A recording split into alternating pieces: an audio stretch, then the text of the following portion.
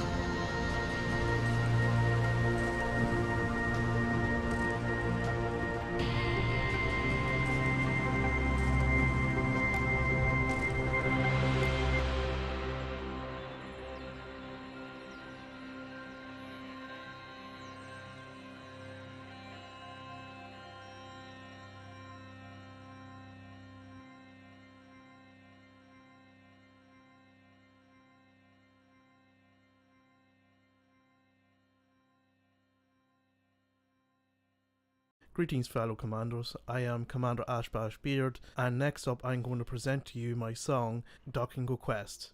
Basie's asking for a quest in a station that is having a party. So, if you want to listen to more of my music, you can visit my SoundCloud, which is soundcloud.com/ashbashbeard, and follow me and listen to my other stuff from there.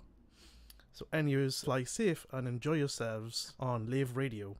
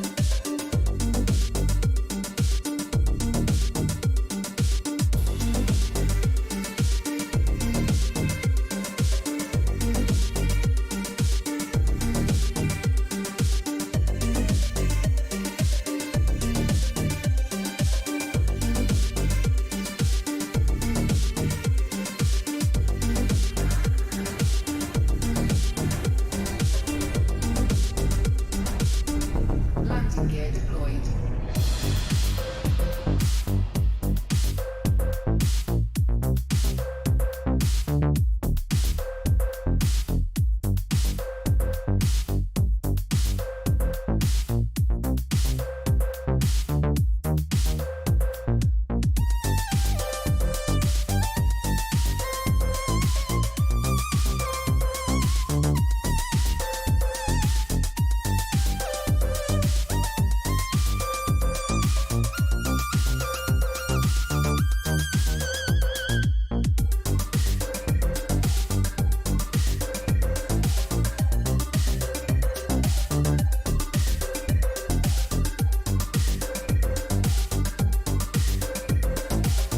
Tak, připište getáčko.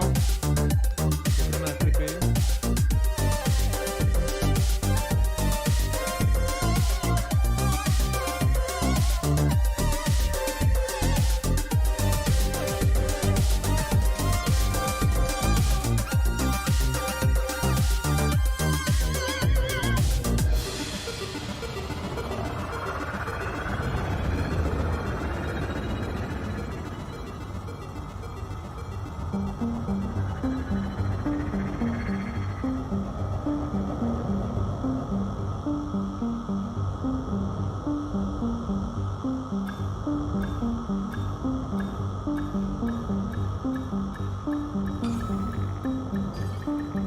Docking successful.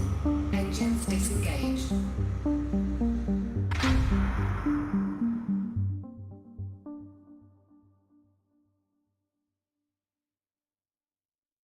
Hi fellow commanders, my name is Chloe and next up you're listening to my track Far Away. If you'd like to listen to more of my work, please visit www.soundcloud.com/chollyhappymusic. Fly safe and enjoy the show here on Lave Radio.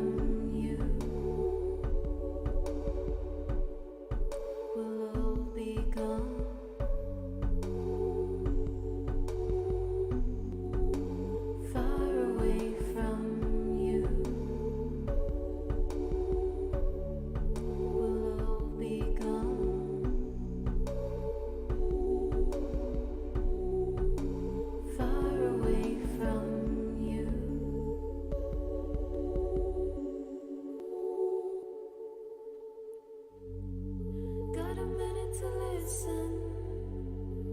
Of course you don't. Why would you? You never do. Waiting for a moment that's never gonna come.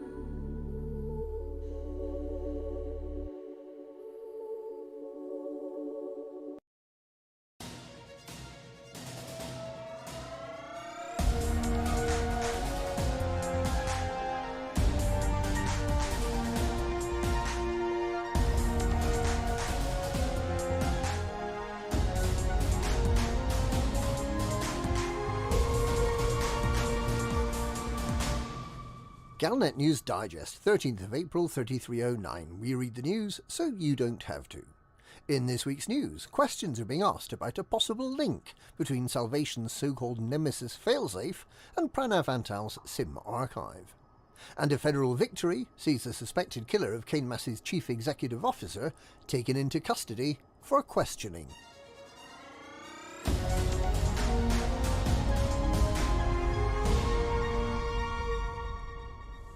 The Alliance's scientific liaison to Aegis is leading a delegation to the Utopia commune to decide whether Salvation's consciousness really could have cheated his physical death. The similarity between the Nemesis failsafe, a Guardian-powered system that ex-test subject Xiaojin Ai claimed Salvation used to preserve his sentience after he was killed in the Bright Sentinel megaship in August last year, and the ongoing work with the SIM archive in Pranav Antal's Utopia is striking. But the Federal Times says that the SIM archive, which has been under development for several hundred years, is not believed to use Guardian technology and is likely to be a parallel but separate development to Salvation's alleged death-defeating system. Nonetheless, Aegis is keen to understand just how feasible the digitisation of consciousness might be, and Dr. Fonseca expressed his gratitude to SIM guru Antal for granting him and a small team of Aegis scientists an audience to analyse the facts as they're known and to decide whether the claims that Salvation is still alive should be taken seriously.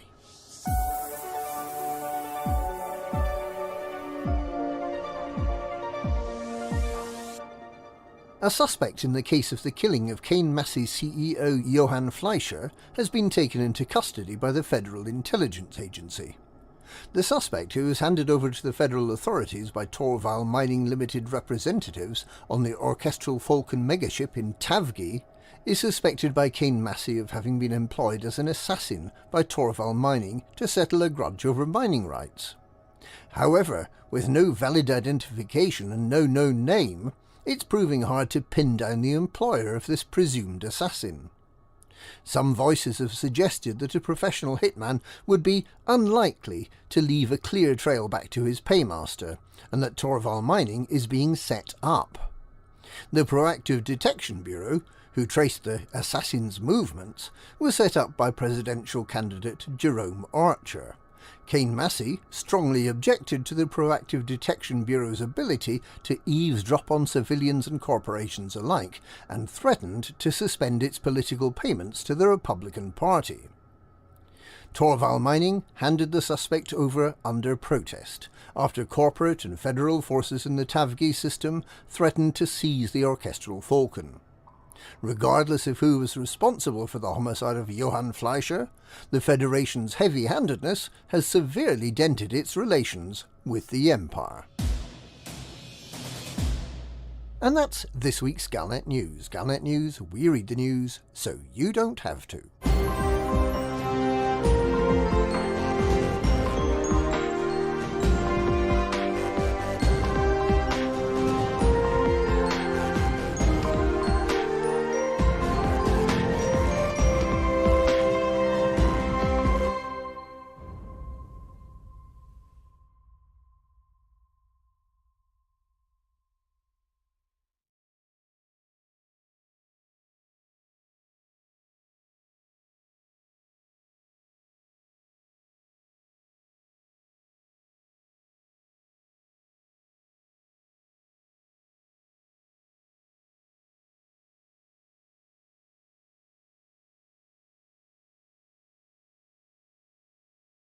Greetings, Commanders! This next track is dedicated to all you miners out there in the void.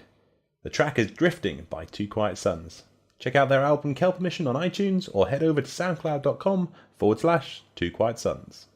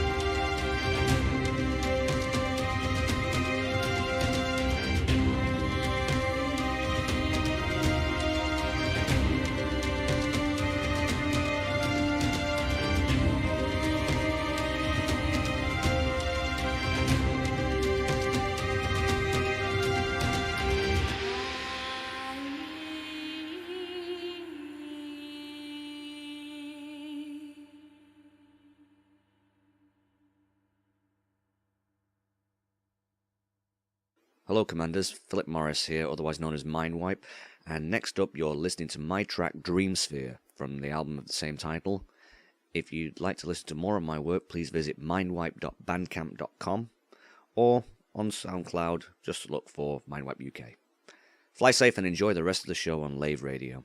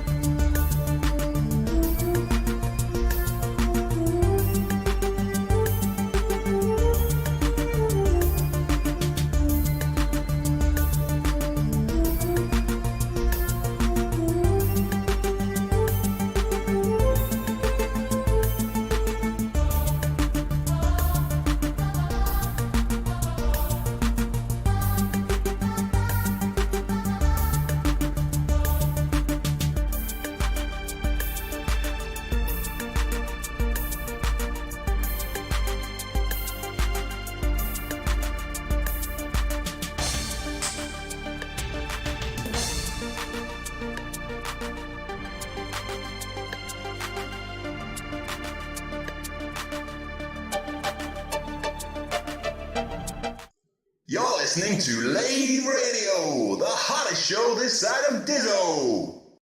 Hello and welcome to Lave Radio. Greetings and welcome to Lave Radio. Greetings, Commanders. Greetings, Commanders. The show that talks about the universe of Elite And the development of the computer game Elite 4, known as Elite Dangerous. and the fantastic community that surrounds it. Broadcast from the Orange Sidewinder and hosted by a vending machine technician.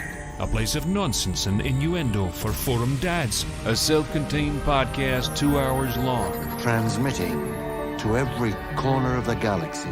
It's even louder than me. The hottest show this side of Dizzo. The name of the place. Lave Radio. Lave Radio. Lave Radio. Lave Radio.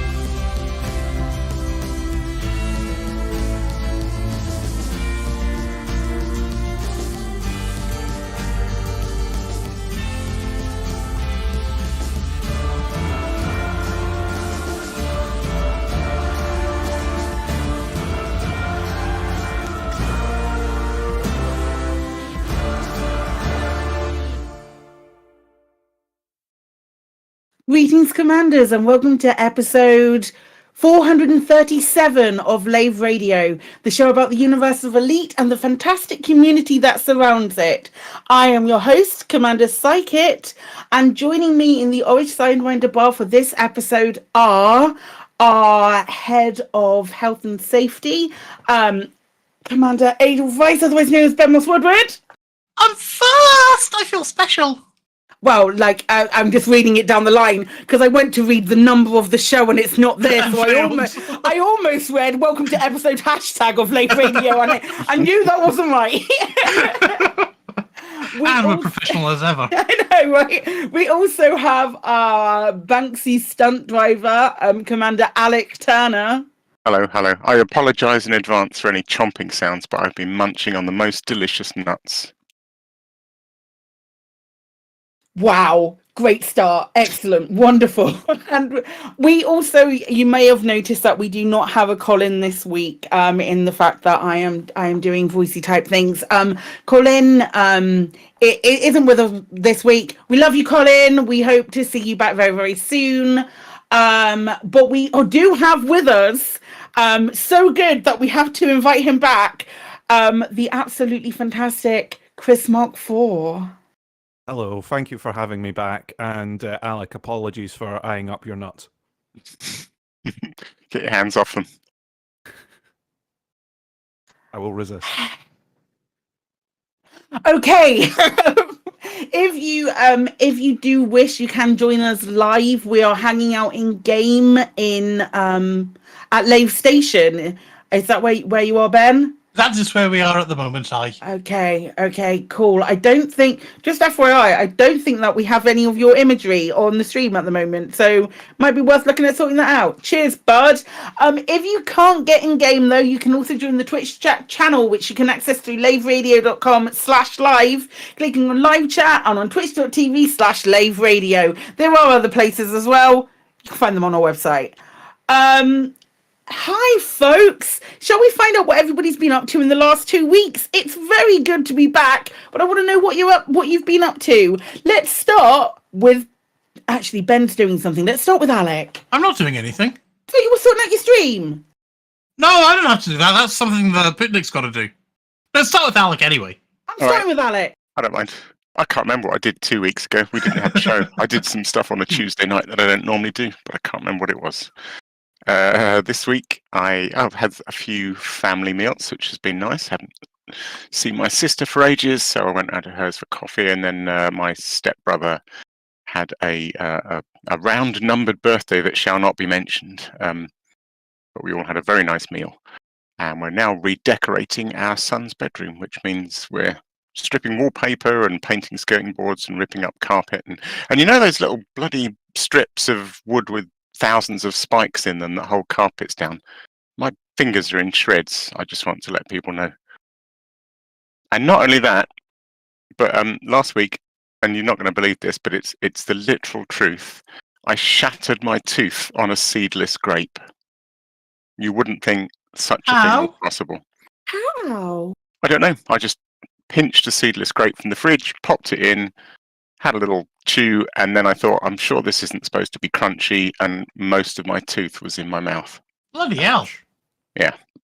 Weird, huh? Dentist on Thursday. Looking forward to that. Not at all. In-game, of course, it has been non-stop buckyball all week. And when buckyball was over, I decided I'd better plan my own race, which is next month, but we'll probably talk more about that. We'll definitely talk a bit more about that a little later. Ben, what have you been up to the last 2 weeks? So, past couple of weeks, we had Easter weekend. So, Easter weekend on the Saturday, I went up to Manchester to do another Space Games community meet thing. So that was a lot of fun attending the Bar Citizen in Manchester. It was good. It was impressive actually.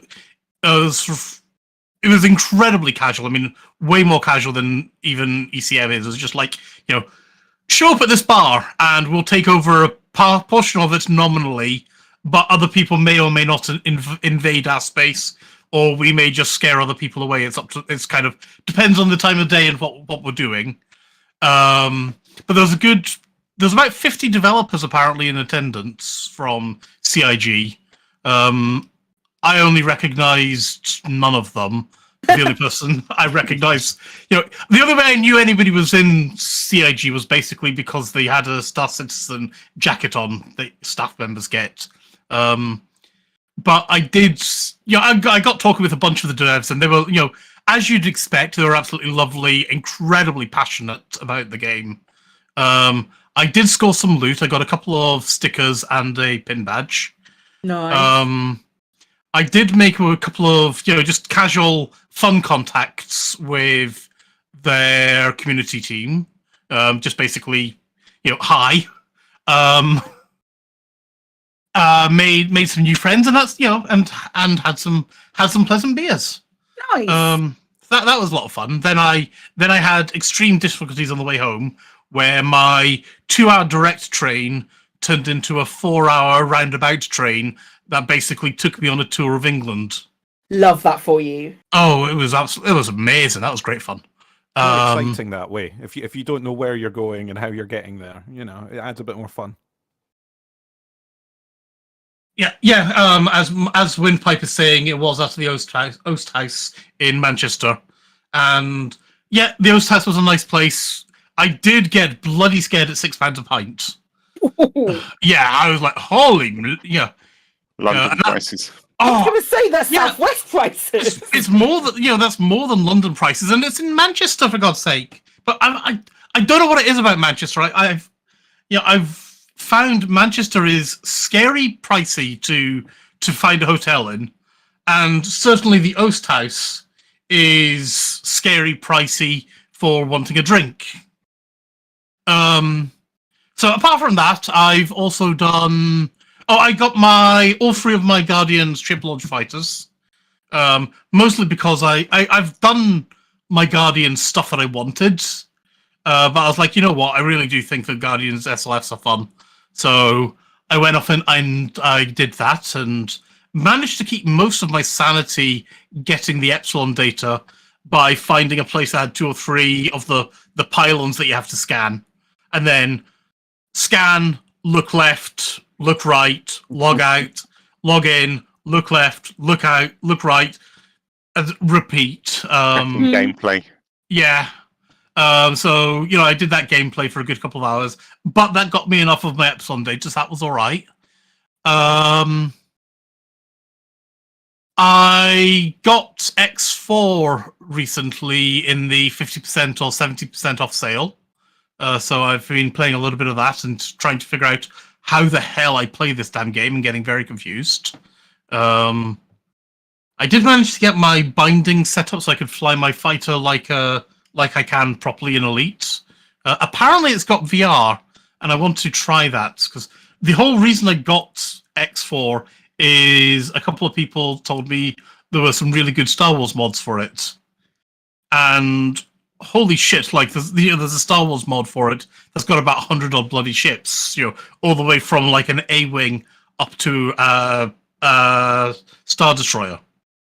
It's got a ridiculously large amount of ships, so it's like I wanted to see about getting into that, and when I saw it was 50% off, that seemed like an absolutely great idea. What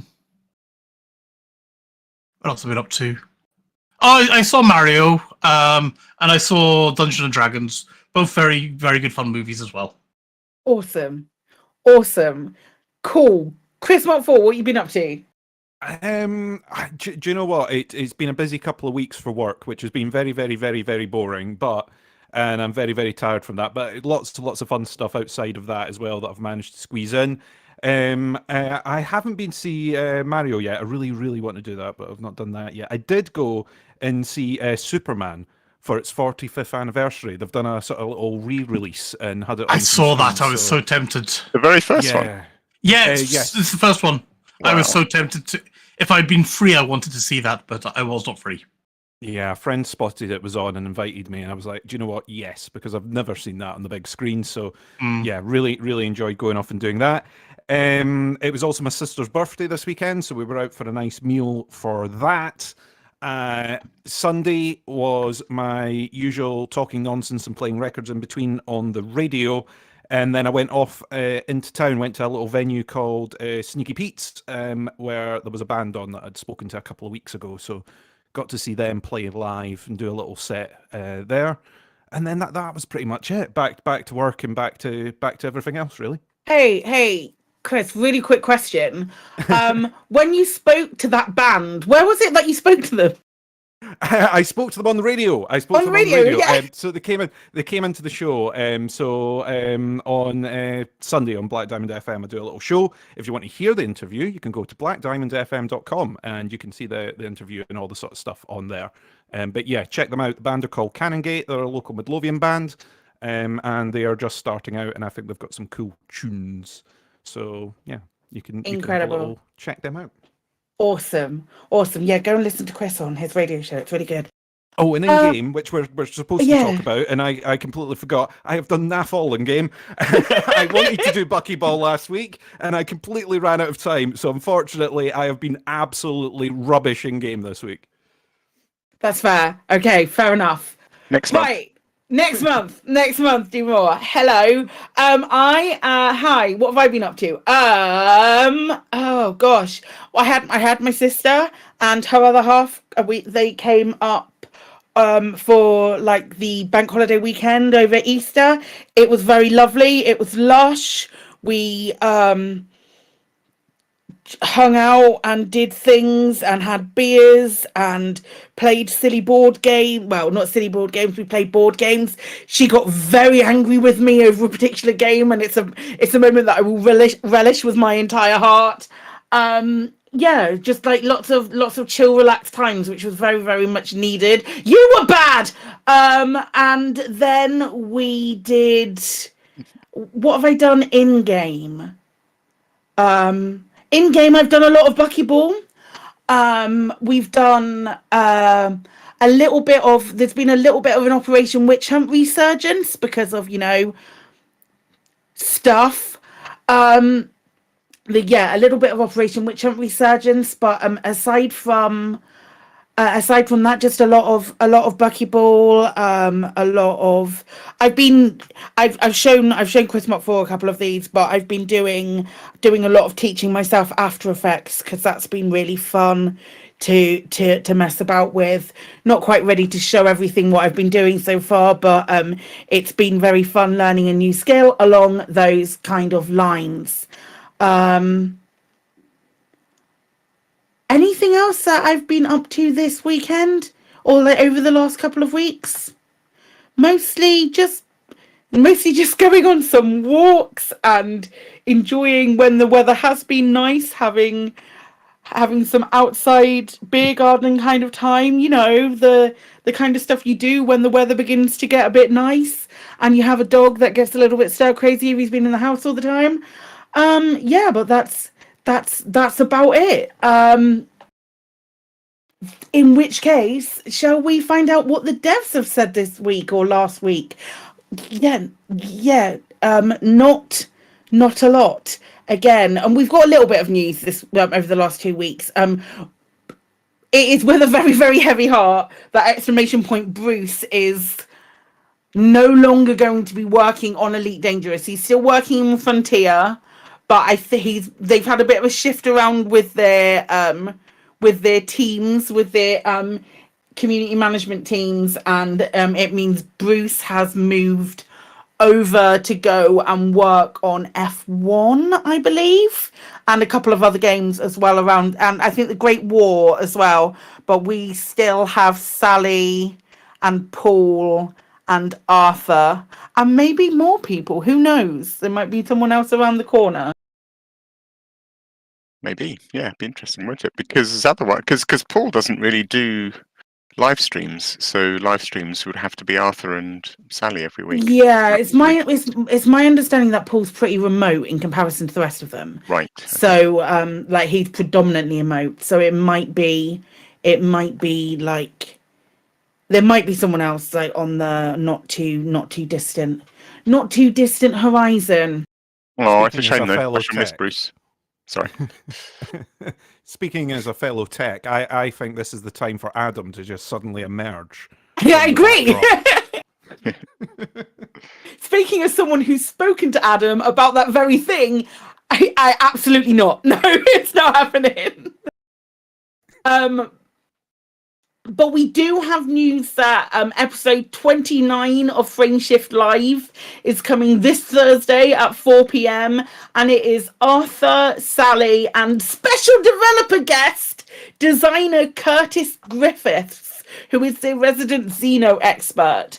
And I believe on the post on just like the main Frontier forums, it was Jens had written that there was maybe going to be a look at update 15. That's right, wasn't it, Alec? Yeah, it did. Maybe, yeah. And yeah, there was like a classic Frontier kind of, and maybe we'll reveal something new about Update 15 or something along those lines. Can you imagine? They're not going to. Keep your expectations low. Yeah. Am I right in thinking we haven't seen Curtis Griffiths before? We haven't seen Curtis before. Now, myself and Little Big Yim might have looked him up on LinkedIn. Because we do these things, and on LinkedIn it says that he's another one of these really, really young humans who is good at things, but he also really really likes Warhammer and Dungeons and Dragons. So an instant win for me without a problem. Brilliant. All the dungeon mastering of the current Galnet all makes sense now. I wonder if Hennessy really likes Dungeons and Dragons. That's a complete offshoot. But yeah, looking forward to that on Wednesday. Looking forward to hopefully maybe what we know. What do you think we might get an update date? Ooh. When is it? It's May. All they've said is May. All they've said is May. Yeah. May, yeah. Okay. So we might get it's the later half of May. We might get closer to that. I don't know if they'll give us an exact date yet, will they? But it's too soon for a date, isn't it? They can give themselves some wiggle room still. Yeah, we might get an Arthur going. Yeah, mate. End of May. End of May. May has many days in it. It'll be one of those. One of those days in May. I'm still putting all bets on the 30th. 100%. All bets are going to be on the 30th. But yeah, that's it for Dev News. Again, quiet fortnight for Dev News, but I assume we're just going to rest on knowing that they're hard at work on Update 15. Indeed, and nothing from that's so annoying. I've blanked. Discovery Scanner? Yes. Yeah, no Discovery Scanners. Yeah. That ship has sailed. I think so. Well, Sally did kind of say she might. I know. It's just I'm just disappointed about it. Yeah. Okay. I will allow myself to be slightly disappointed about that being not a thing for now. So let's move on then to the in-game events and what's happened this week. Oh wow. Over the last 2 weeks. On the 5th of April, we had Vice President Jerome Archer was nominated by the Republican Party as its candidate in the upcoming federal election. Is that like Hudson's replacement then? Archer. The continuity candidate, isn't it? It's like someone else that's in his circle. So yeah. He's policeman. I want to go off and look at everything kind of person, isn't he? President Hudson's excellent legacy regarding anti-xeno operations will continue under my leadership. Oh, so he's literally, it's like he's the leader of the party that is currently in charge, but because Hudson can't have a third term, it's got to be someone else. This is the kind of thing, yeah. So he's Hudson's puppet. Cool. Okay, good to know. And then on the 6th of April, corporate battle erupts in Tavji system, which we talked about, and I believe we talked about predicting it on the other week. The other week, saying that there was probably going to be an Empire Fed situation going on, and sure enough, on the Thursday, Empire and Fed went against each other because there's not enough war in the galaxy. Apparently, the Empire and the Federation started getting really angry at each other. Then on the 10th of April, they started talking about Utopia, and I heard my sister shout vindication from over here. There were questions about a connection between the Nemesis failsafe and Utopia's SIM archive, which is great that they remembered that existed. Awesome. We then also had Can I chip in on that? Alec, chip in. Yeah, Feel just free. a little thing. This because there's another Galnet coming up on this as well. This Salvation Sim archive thing. Both of the Galnet stories, the second one more so, have basically been saying, "Nah, it's nothing to do with that." It's a nice bit of storytelling. I just wondered whether this was Frontier's way of sort of speaking to us, the players, and going, "Oh, in case you were thinking it's anything to do with that, it's not."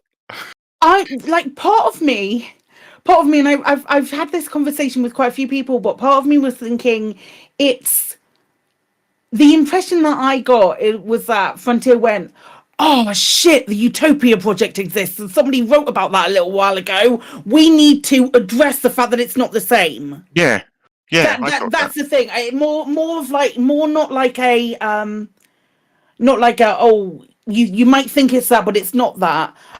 More of a kind of thing. Oh shit, we totally forgot that was also in the game and also a way to get it. So an opportunity to get some lore in there about how they've scrutinized the technology and it's got no Guardian trace particles, and it does feel a bit like that, doesn't it?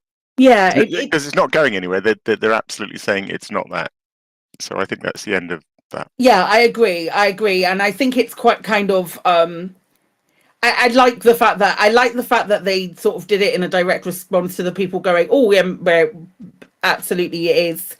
It could have relations to Utopia." I'm just personally glad that they mentioned it and that they brought these couple of articles out saying there's no connection, because I don't know if you've noticed, but the elite community tends to get a little tiny bit tinfoily about things like this.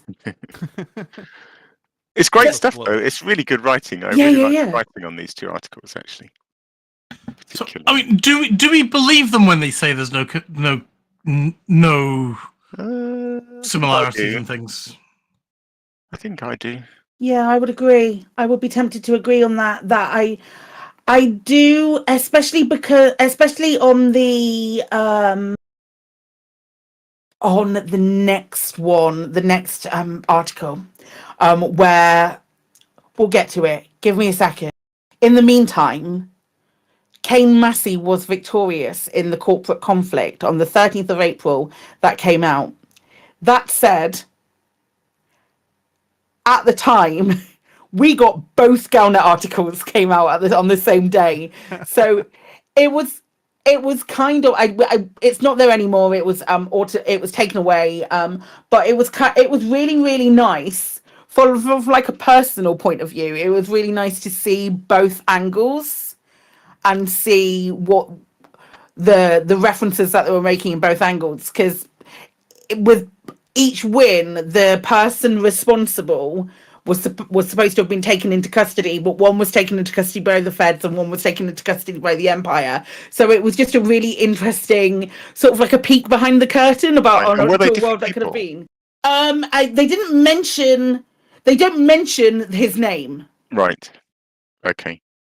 So it is the kind of classic D&D thing, really. Well, I say like I know what the hell that is because I've never played it, but of basically giving a sort of illusion of choice, but really steering the players towards the same result, but maybe with different name tags on it. But the gameplay is the same. Yeah. It's that thing that we said before, like when we were talking about it being it's stopping a whole gun being in development if one thing goes a different way. All it does is it stops that particular label or that company name being on the gun. It just changes the decal rather than changes the whole thing. Which is cool. Yeah, I thought it was a really cool peek behind the curtain, and also hilarious because it's not the first time that things have been posted to Galnet that aren't expected. Or have maybe been a little premature, shall we say? Not this. That's a really, really, really scientific cough that I've got going on.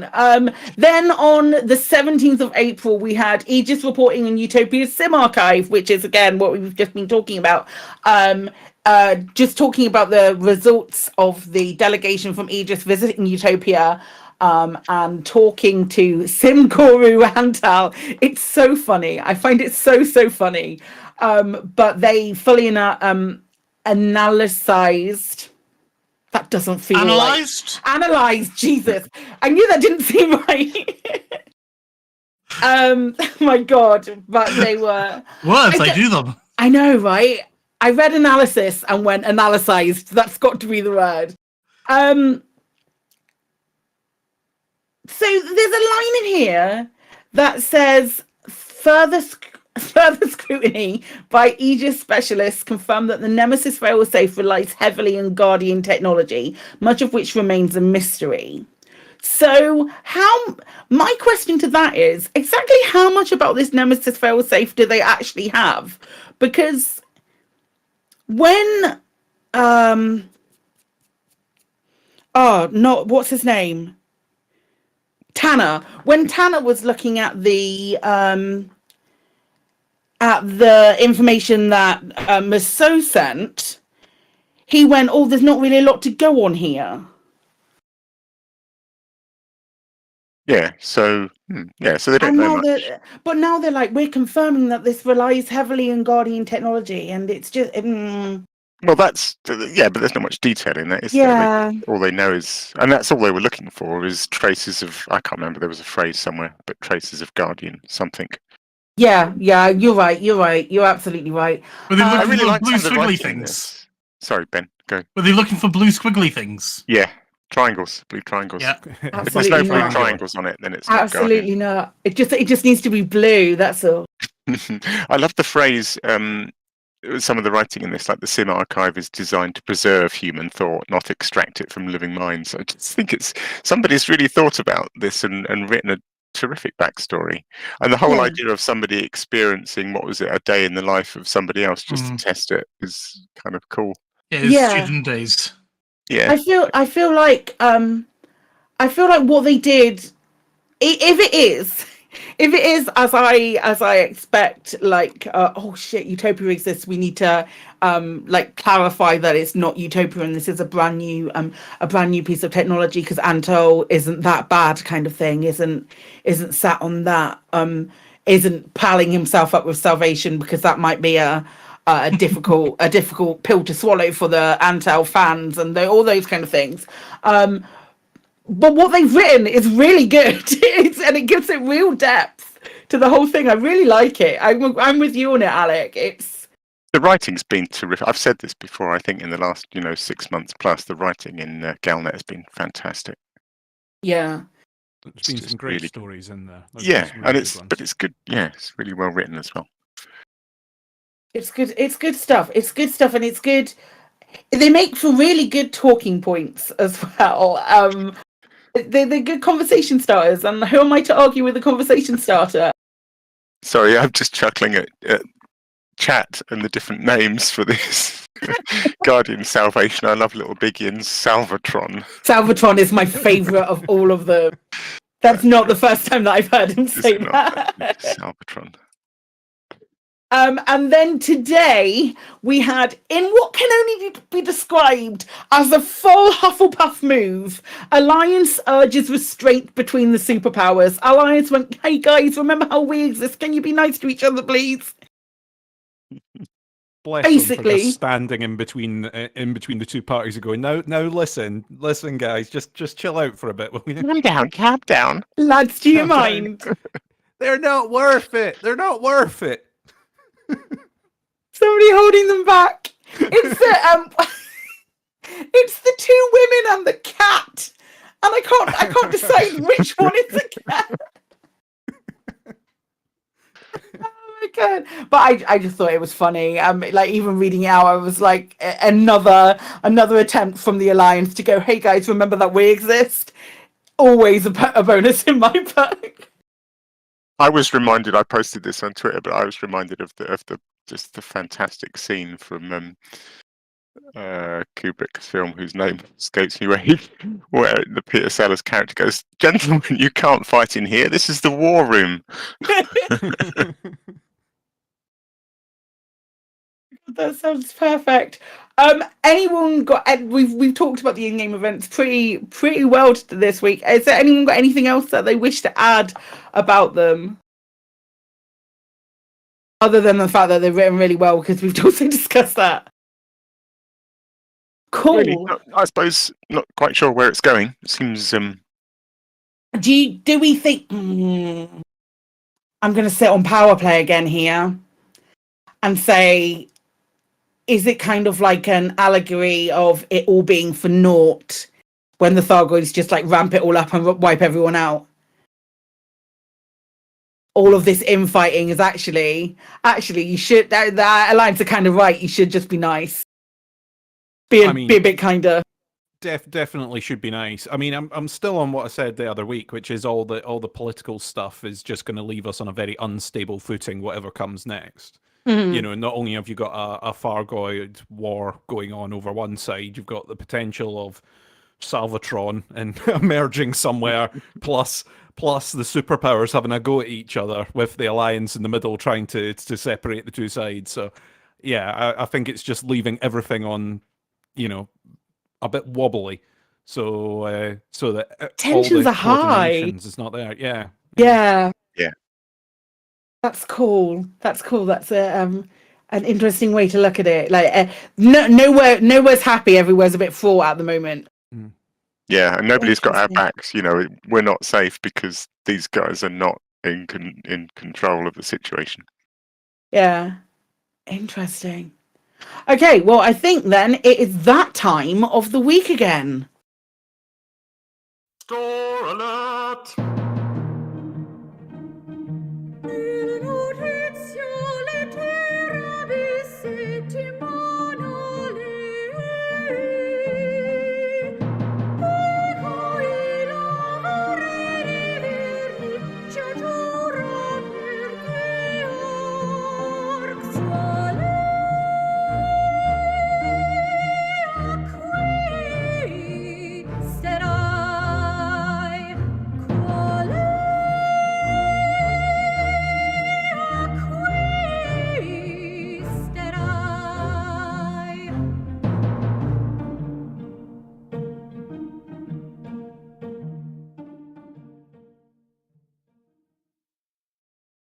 Okay, and we are back. So we had a bit of a hefty drop of skins for the Crate Mark II, the Vulture, and the Clipper.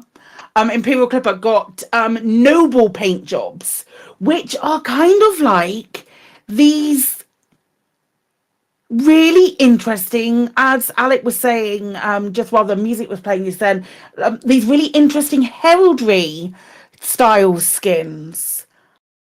What do you think they of really those? remind me of flags that like jousting knights would have carried. They're fantastic, actually. They're really different for Elite. I really like the Clipper ones. I can't see those. Where are those? I don't know how to see them. Hang on. I don't know if we've got them for the thing. I don't think we don't have screenshots of them. Okay, never mind. I can't No, imagine. we do. There's some screenshots on. I suppose they work so well on the crate because it almost looks like a flag as well. You know what I mean? Okay, thank you. Oh yeah, I see. So yeah, they're just really interesting. Really bright for one. We don't get it's rare that we get something that's many colors all at the same time that is in sort of these. They're not all primary colors, but they're in sort of like.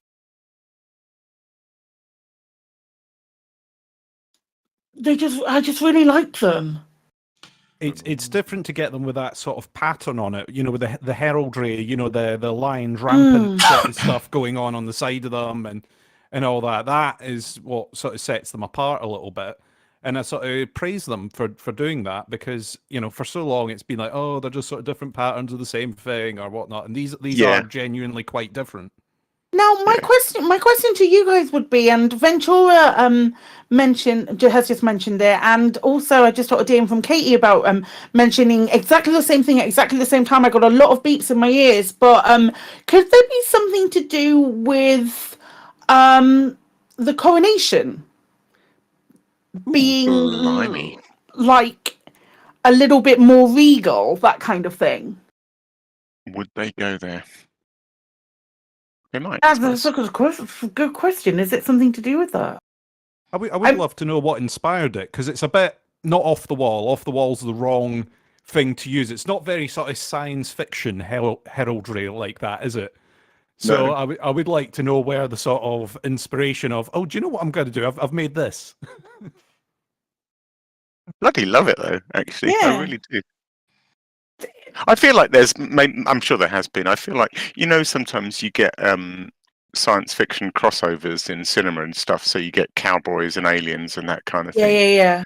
I feel like we're missing one here, which could really work, which is like the idea of all the sort of knights of old and chivalry versus mashed with science fiction. I think that could really work. Some kind of, I mean, that's the Dungeons and Dragons fantasy that I would live for.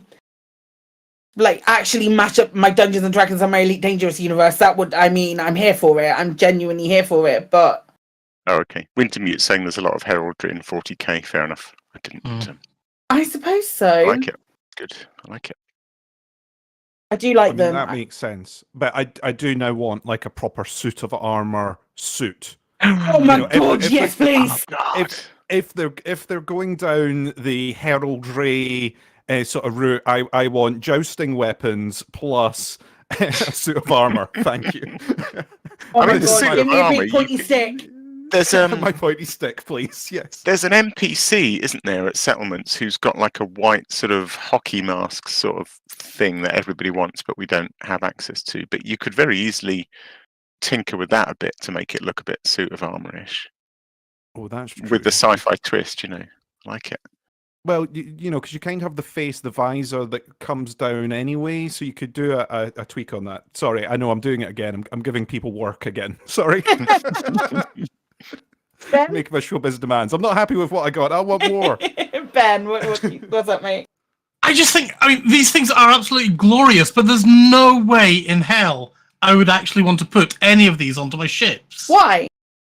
Because whilst they are, I think that they're technically glorious, but I think they're absolutely fucking ghastly, actually. Really? I think they are a hell of a challenge. They are incredibly brave, and my god, they're ugly. Oh, I'm going to get one now just to annoy Ben. I think they're amazing. Yeah, 100%. Let's all get one. Got to now. If this generates sales for Frontier, then because they are such technical awesomeness, I am behind that. But oh god, no. Oh, I love them. I just think they're so different, and I genuinely do want the full night cosplay. Yes, please. Thank you. That will do. I think what we'll do is we'll take a little break now, and then we will come back with our main discussion. Have you been affected by Azimuth Biotech's provocation of the Thargoid menace? At Turner & Fig, we're ready to pursue claims against Azimuth Biotech as part of our class action lawsuit. My son has started worshipping the Thargoid god and keeps bringing home human sacrifices. Am I entitled to compensation? Yes, you are. My daughter was aboard the Bright Sentinel. I keep calling Azimuth to find out where she is, but I always get their voicemail. Thank you for calling Azimuth Biotech. We're sorry, but salvation is not available. Please leave your message after the tone. Am I entitled to compensation? Yes, you are. I was selling escape pod occupants into slavery, but now Thargoids keep taking the escape pods instead. Am I entitled to compensation? I suppose so. Thousands, maybe millions of people are due compensation from Azimuth Biotech. Contact us today. Turner & Fig, cleaning out Azimuth Biotech for a huge portion of your compensation.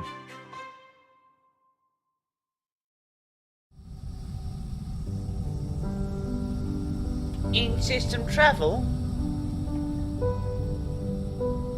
Sometimes it takes so long. I have tools for all kinds of circumstances on my ship. But the one thing I don't have a tool for is uneven tan lines. I just want to look like a million credits. But when you're living for days on a ship with processed and filtered air, it really dries out your skin. I use Better Hope Goldening Tan Cream. It just boosts your confidence. I don't believe that beauty is only skin deep, but now I really do look like a million credits. Even my friends mistook me for a genuine gold skin. Jameson and James. Upgrades and services for your body.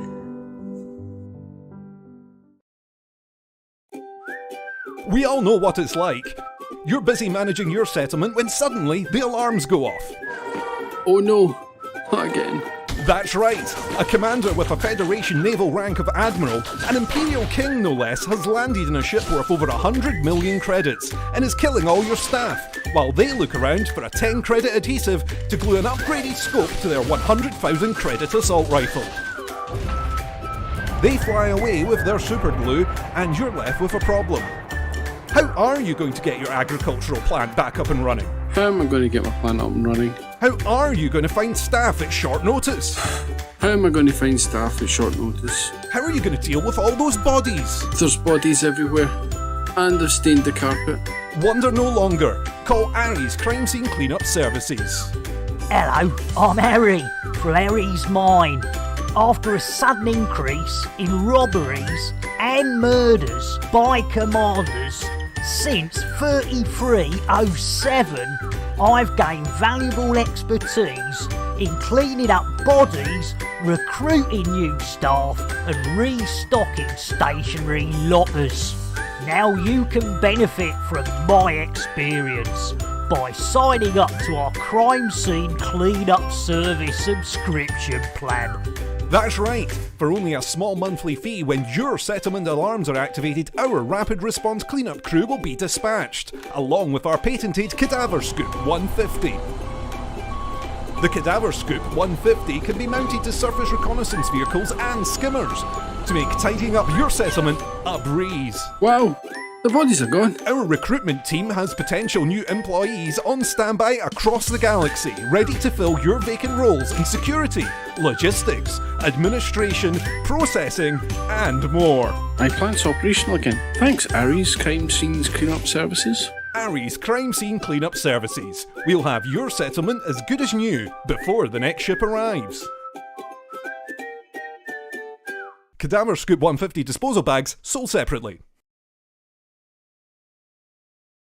And we are back. So I'd figure we'd talk about today. We were having a bit of a conversation, and there's a bit of a joke that goes around that the game's dead. I don't know if you've noticed. Game's dead, mate, right? Dead, mate. Game's dead. Yeah, exactly.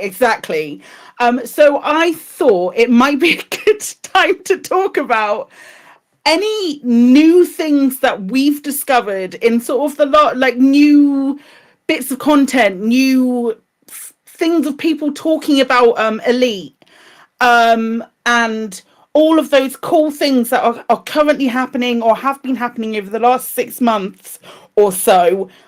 Just sort of like proving that, yeah, some things might be saying that the game is dead, but and yeah, the game's been around for a long time, but I don't think that the game is dead. And here are some things to prove it. Let's flip it on its head and prove it. Alec.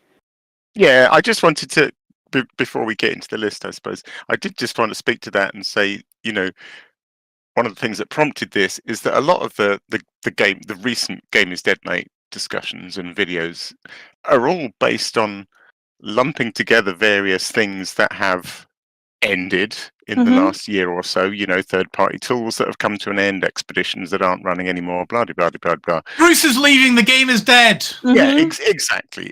People drawing connections between all these things that are really, when you look into them, entirely unrelated, and are just part of the natural lifespan of people joining and getting burnt out and leaving and doing things.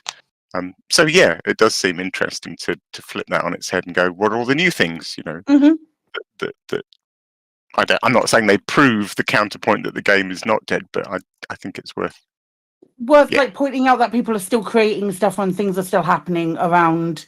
Very much so. Around it. Let's start with a very, very great starting point and talk about the High Wake. Because the High Wake is amazing and incredible and wonderful, and for me literally came out of nowhere. I mean, I don't know how long it's been going now. It probably has been getting on for a year, hasn't it? I would have thought it's been a wee while, but it's not been forever. No, and it's so brilliant. It's so creative, and I just think they have nailed the kind of some of the little nuances that were always in the back of our mind about explorers or murdering tourists, or I don't know. And it's so funny. They're so personal, aren't they? I think they really speak to the Elite Dangerous player. They're just full of beautiful little in-jokes.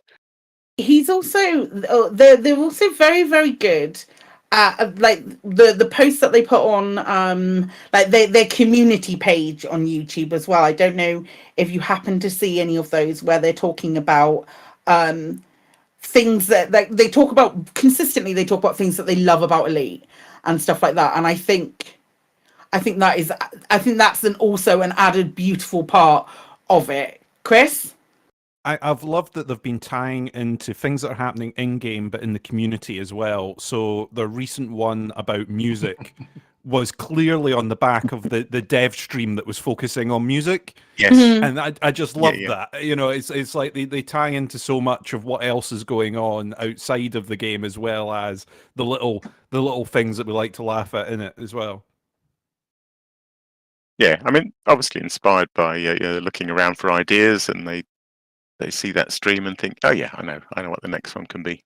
Yeah. And I think also, there's a really nice style to them that means you can almost, when I got them to do the trailer for the last buckyball race, the last gasp, I'd been thinking of making a trailer myself, of a ship sort of going around the stations on emergency oxygen. And the minute it came in my head, the high wake is now such a sort of thing that it just popped into my head. It was just obviously a high wake cartoon. The minute I thought of it, I thought, oh, he has to do this. It's just exactly what the high wake is. Yeah. Yeah. Fantastic. Really good. Fantastic. Have any of you guys seen his non-elite stuff as well? He did one today, didn't he, on deleting a table from a database? I didn't understand it. Yeah, I got that reference, but yeah, he's done a bunch of other. Most of his stuff is elite, but he's got. I think he's got another Wii channel which is non-elite. That he also does. That's again just as in depth and just as researched, but obviously other things, and again raises some good points and some lovely little bits and bats there as well. Amazing. If you haven't checked out the high wake, everything that we talk about today will absolutely be in the show notes. So do hop over to our website and check them out if you haven't seen them. The next one that we have on our list is Velko Vidish's. I've definitely butchered that, but probably not as bad as Colin would have. Velko Vidish's ship blueprints. Yeah. Yeah. I fucking love this. Yeah, I mean, this is a lovely example of sort of what I was saying at the start, because, we've had ship blueprints in the past, and Marathon, that's a yes. Marathon, I believe, who he was did one of the fantastic ship, did some fantastic ship blueprints and then left the game, and so his blueprints disappeared. I think he was very proud of them and sort of took them down, which is fair enough. And it's just they're lovely still available in low res on ED Assets. Okay, fair enough. But this is a lovely example of somebody newer, I assume, stepping up and filling the gap, and just continuing the legacy. And I'm going to do some blueprints, and these are fantastic. They're genuinely fantastic. I can say categorically that until I clicked on the link I'm not going to lie, folks. This was genuinely a way for me to see new things that I haven't seen yet already in Elite. And I just got Alec to do a lot of work for me while I was streaming today and just show me cool things. These are amazing. Yeah, if you zoom in on them, the detail's insane, isn't it? They're absolutely beautiful.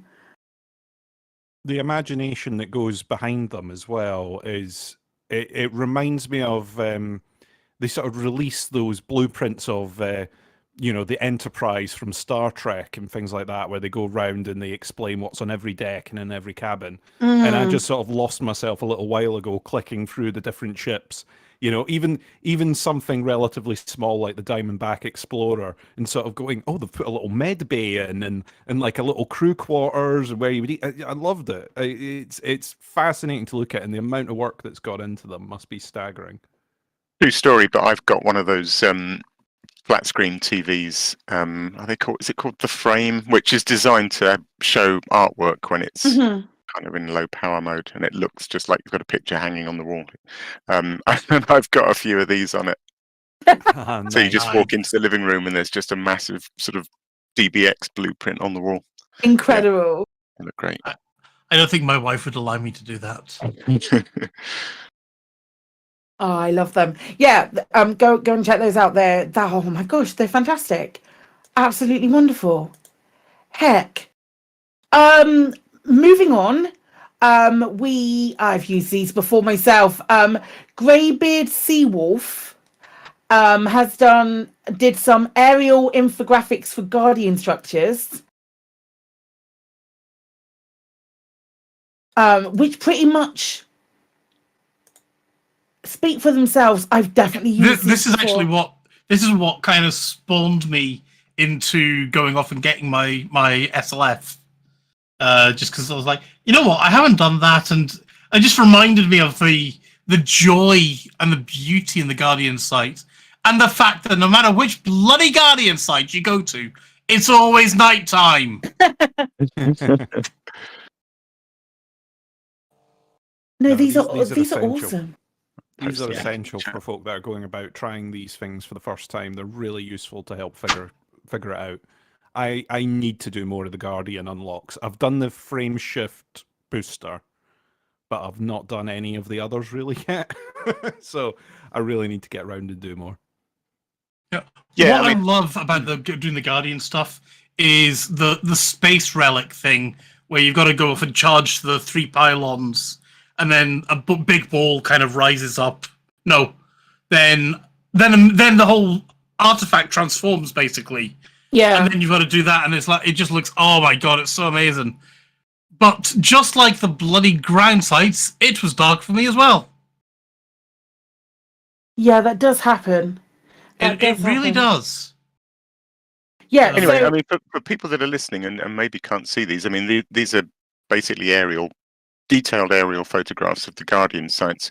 And if you've been to a Guardian site, you'll know, you have to find the pylons. And when you charge a pylon and a countdown starts, and so you've got to find the other pylons before the countdown gets to 0. It's quite tricky. Some of them are quite complex, and you're driving round and round and round in the dark thinking, where the hell's the bloody 5th pylon? And not only that, but you have to find relics which are hidden below ground until you get close to them and rise up. And you're also attacked by sentinels that are hidden below ground and rise up unexpectedly. And these are just fantastic, detailed maps of where all those things are, so you can go in prepared. I love them. It's also like it's not just a small example as well. What he's done is he's gone, this is step 1, this is step 2, this is step 3, and all of that is all listed there. So it's not only is it just as a map, but it's also a how-to. Sort of like a more infographic kind of thing. Yeah. That takes you through it, which is useful, especially when you're doing these for the first time. Step 3, when all the pylons are charged, drive to this point. You will see a geometric shape on the ground with a triangle shape in the center. Like, that's awesome. That's like straight up doing, you don't have to go somewhere else to get like a proper confirmation of that. That's clever. Well done, Greybeard. Excellent. It's not a blue triangle. It's just a normal triangle. It's a triangle in the ground that the relic slots into. It has to be triangular because the relic goes into it. Anyway, Greybeard Seawolf Guardian aerial reconnaissance photos. Fantastic. We then have another Guardian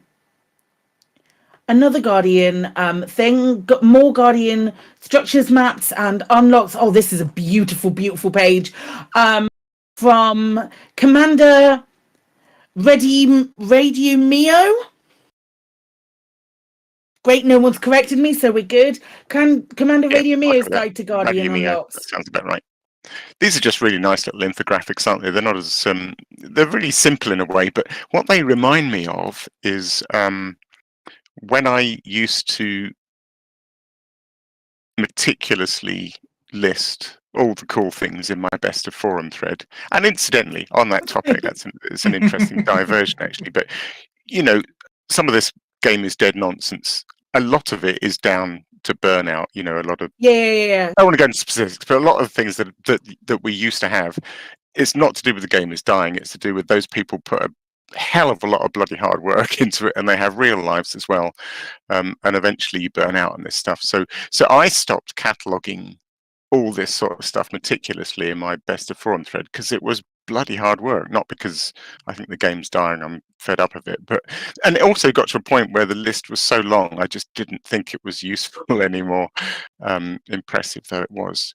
But this really reminds me of the sort of stuff that list is full of, and which people were making 7-8 years ago, and it's lovely to see people still making new ones that are just as detailed and beautiful as they ever were.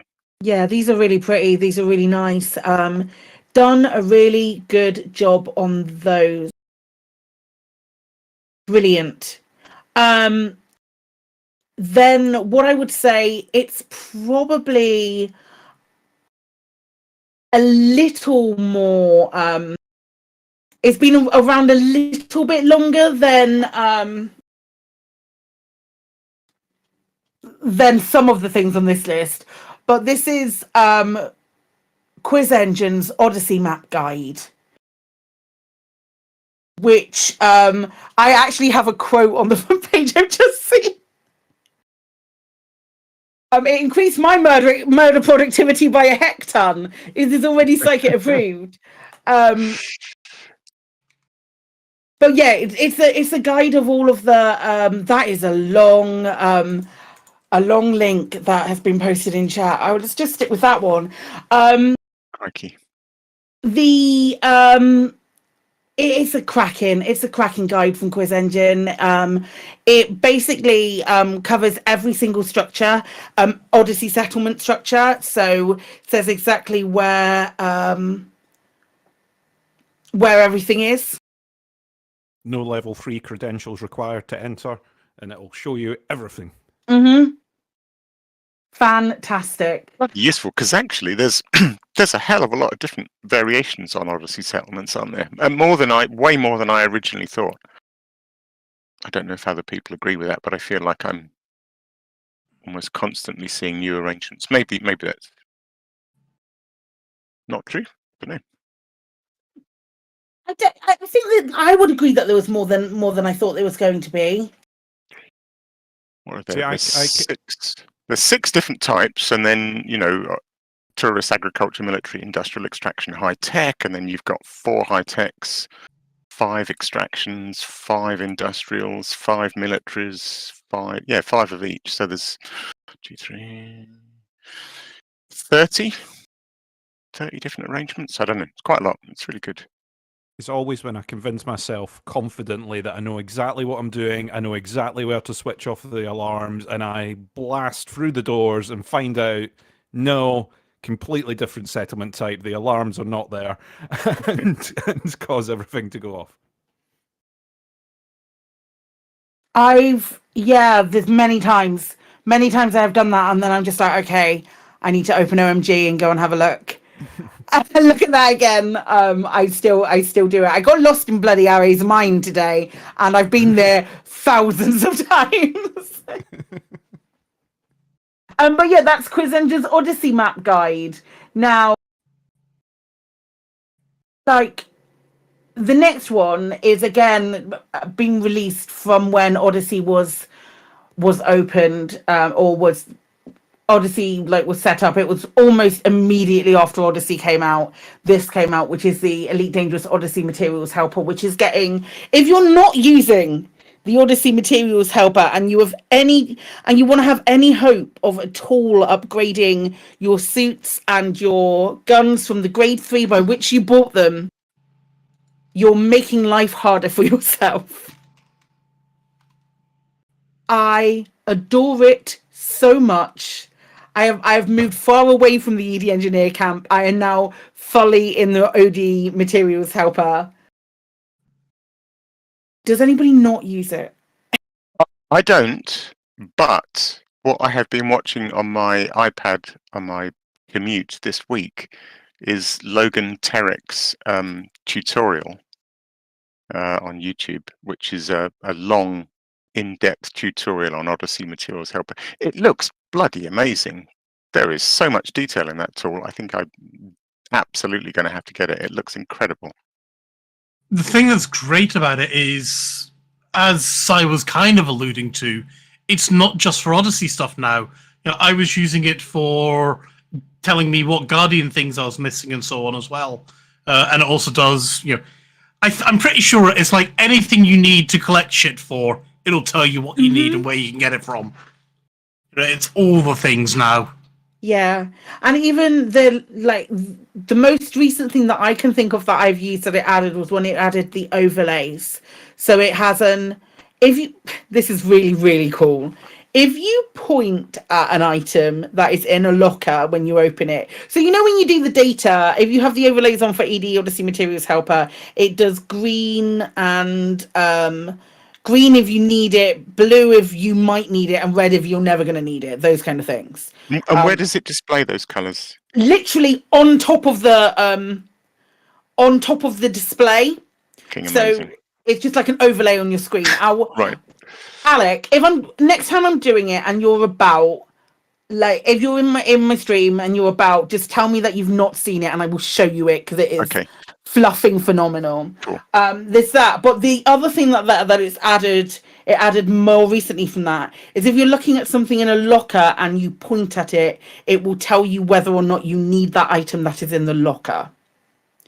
As you do like an emote point. Oh, that is brilliant, and I love that use of the point mechanic. Isn't it just so good? It's so awesome. Yes, cool. I love that. I did not know they had added that. I didn't. I found out on stream, and my reaction was exactly the same. So you know when you point at like your ship or an NPC, and it's somewhere in the chat somewhere it says blah blah has pointed at such and such a thing. Yeah. So I didn't realize this. Is the point emote precise enough to say you have pointed at the semiconductor coil or whatever the thing is, the little material? Yeah, absolutely. Wow. Oh, that's amazing. Absolutely, and it will tell you whether or not you need it. And this picks up on that and then does an overlay. That's brilliant. Love it. So good. So good. I cannot sing the praises of Odyssey Materials Help enough. It also has ED Shipyard integration, which is also chef's kiss, given the fact that Coriolis doesn't update. ED Shipyard still does and has everything up to date and is if you're used to using Coriolis, it takes 20 minutes to get, well, maybe a little longer than 20 minutes, but it takes a fair amount of time to get your head around ED Shipyard because it's a very, very different interface. But once you're used to it, it just has more information. So good. So good. Okay. Next, moving on to the Defense Council of Humanity Overwatch. I do want to talk about Thargoid stuff as well at some point, but since the Thargoids have attacked, the beautiful DCOH.watch with its information about how many systems humanity controls versus Thargoids, it's so pretty. It's so pretty. And the information that they have, real time sort of, I say real time, but right up to date information. An excellent way to keep track of what's going on. All sorts of active operations and things that they're also doing. It's so clever and so useful in where the game, we may say, is still a little bit lacking in showing us all the information firsthand of what we need. I think that's fair to say. Exactly. I mean, it's just another great example of the community stepping up to fill a gap, fill a void, and do it beautifully, not just sort of some shonky half-baked spreadsheet, but a really nice looking website. It's lovely. a really nice looking website. It's really good. It's also, I want to go on a complete side note and a tangent from this. I think yesterday we recaptured a system from the Thargoids. Woo! Wow. I was advised by Captain ND that it was done predominantly through tissue sampling. It's no way to win a war, is it? What the hell? That is the way Frontier would have wanted it. My son has some tissue samples. Sorry. That hurt me. That hurt me emotionally. And you're not even my son. Sorry. Okay, I had to go there. I'm sorry. Not sorry, but it's fine. Yeah. Yeah, we I think it is my understanding that we took our first system back from a system that was already fully invaded and controlled by the Thargoids. We took the first one back yesterday. That was the information that I was told. So yeah, that's right. Ben, you wanted to say something before you said your nonsense. So I was just looking over Chris's shoulder a second ago while he was at the terminal, and I've never seen privacy mode before. I didn't know that was a thing. You know, when you go and look at, you can't see what he's doing. Yeah, so, no, it literally says privacy mode on the terminal instead of saying Lave Station, or instead of seeing what he's looking at. Yeah, you can't see what they're looking at. You just get a lovely little thing that says privacy. And I thought that was awesome. Oh, that's amazing! I never knew that. So I was like, yay! What I'm doing on the terminals on the concourse is my own business. That's what privacy browse is there for. Yeah! I didn't realise that these things came with privacy mode automatically enabled. I think that was great. That's really awesome. I love that. Sorry, I'm also trying to think what Frontier were. I feel like maybe they did that deliberately to protect something. I'm trying to think what you can see on a terminal that you might not maybe want people handing in missions for certain factions. Maybe. Yeah, it's a tiny little detail that I'm surprised they picked up on, but it's great. Do you get to see can you go into livery and stuff? Do you get to see things like how many credits you've got? No, well, I don't know. I mean, okay, I'm looking at. So we've got Chris looking at privacy mode at the moment. Yeah, so I don't know. You can see your credits, you can see your local reputation, and then obviously as you go through the menus, you sort of get little bits of updates. So you maybe get. Yeah. I suppose if you were going to try and follow a commander or something, you get what mission they were doing next potentially. Or and if I'm looking over your shoulder, all I see is privacy mode. And I think that's brilliant. Very cool. Sorry, it's just tiny little thing for a dead game that I think's brilliant. Yeah. Yeah. Yeah, I love that. I absolutely love that. Yeah, holy nuts! That's so cool. I really like it. Oh no, I've got another thing to wax lyrical about. It could, and I know for a fact because I can see you, Mac, in the chat going, "Oh, it's a cop out. They just said privacy, and a lot more work for them to show." I tell you what, they could have done. They could have done nothing. It could just be a black screen. It didn't have to say anything, and the fact that it says privacy mode is just a little touch, which is really nice. Yeah, I mean it's extra work. I mean. The default would be that you'd see what the other player sees because it's just. Well, it depends how it works. But yeah, the graphics of the environment. I mean, it's the screen moves in 3D. Yeah. Do you know what I mean? It's not projected in front of you. When I'm at a screen if I'm at a screen in a settlement, I can be at an angle and still accessing that screen. Yeah, so if the other player would just see the same, that would be the easy thing to do, I think. Sorry, Chris, could you come and look at the ship thing? I want to see if we can do anything with that. Amazing. I'm just exploring these things now. Radio show while people look at screens. Yeah. It's pretty radio, isn't it? so radio. As long as you're actively describing what you're doing. Yeah.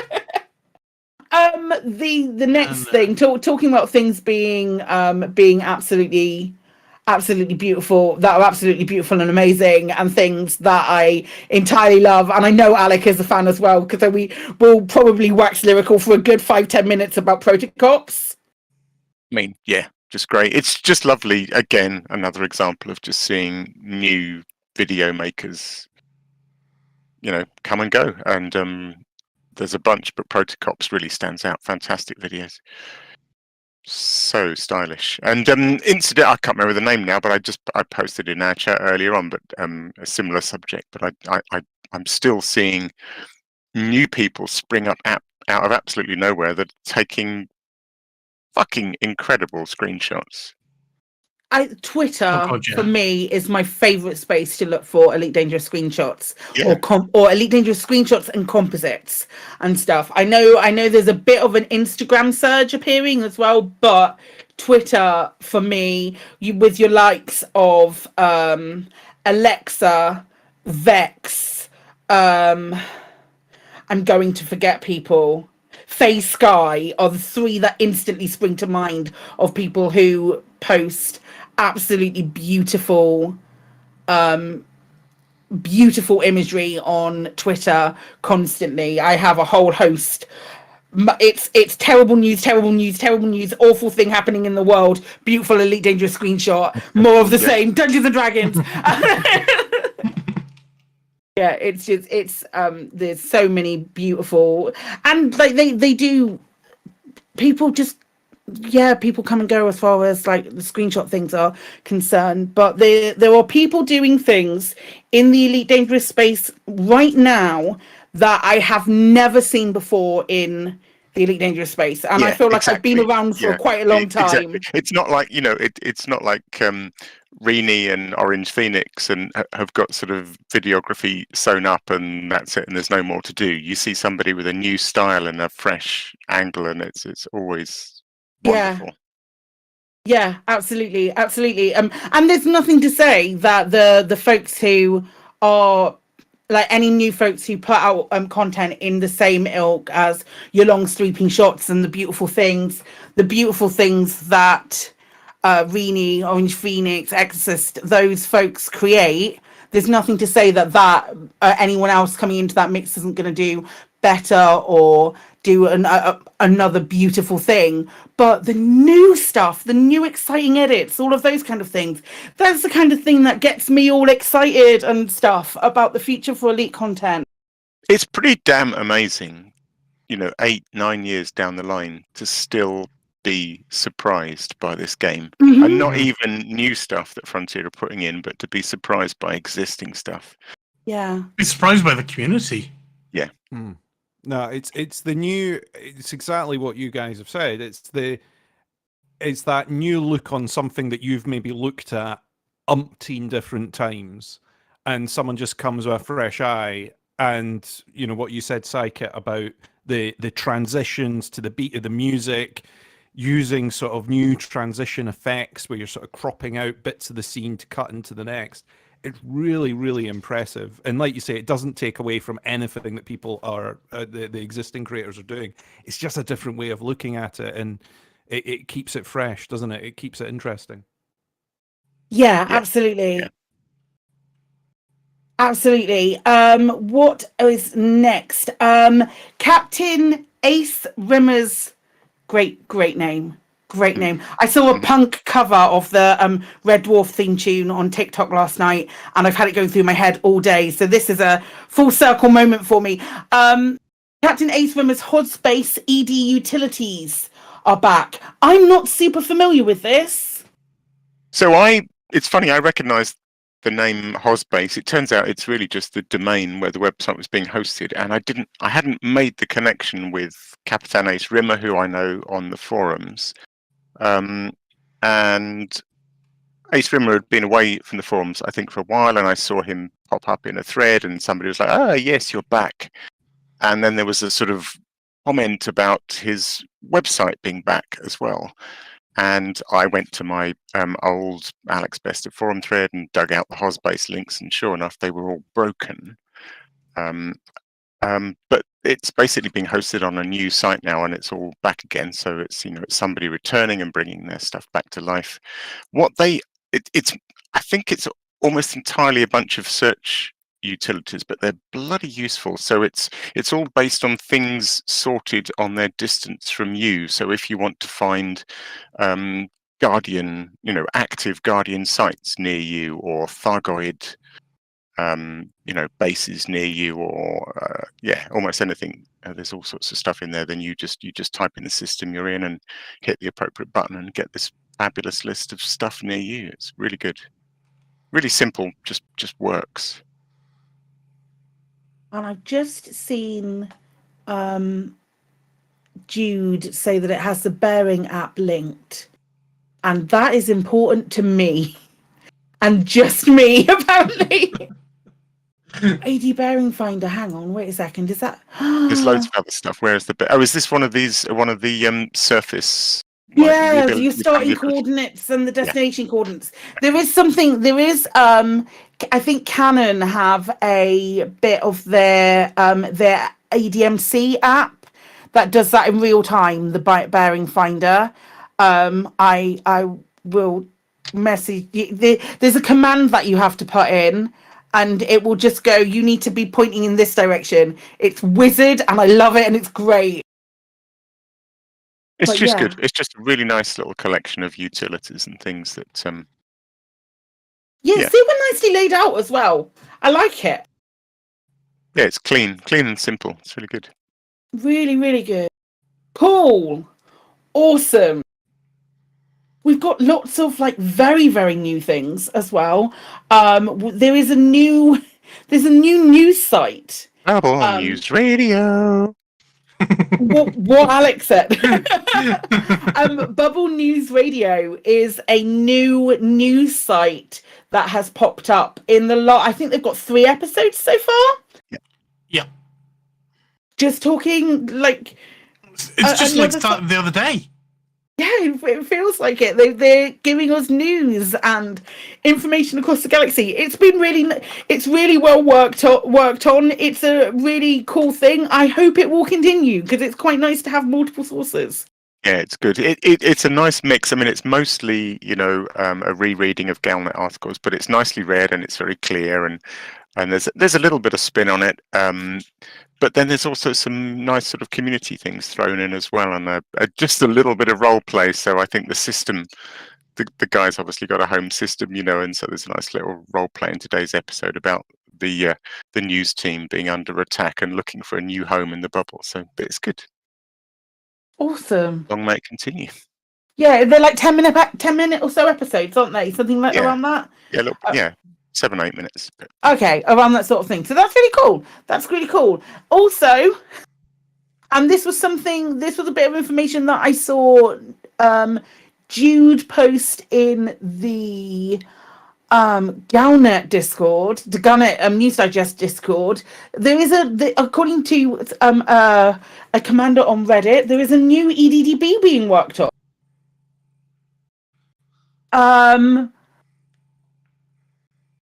There's a group of commanders that are looking at creating a replacement for EDDB. So that's...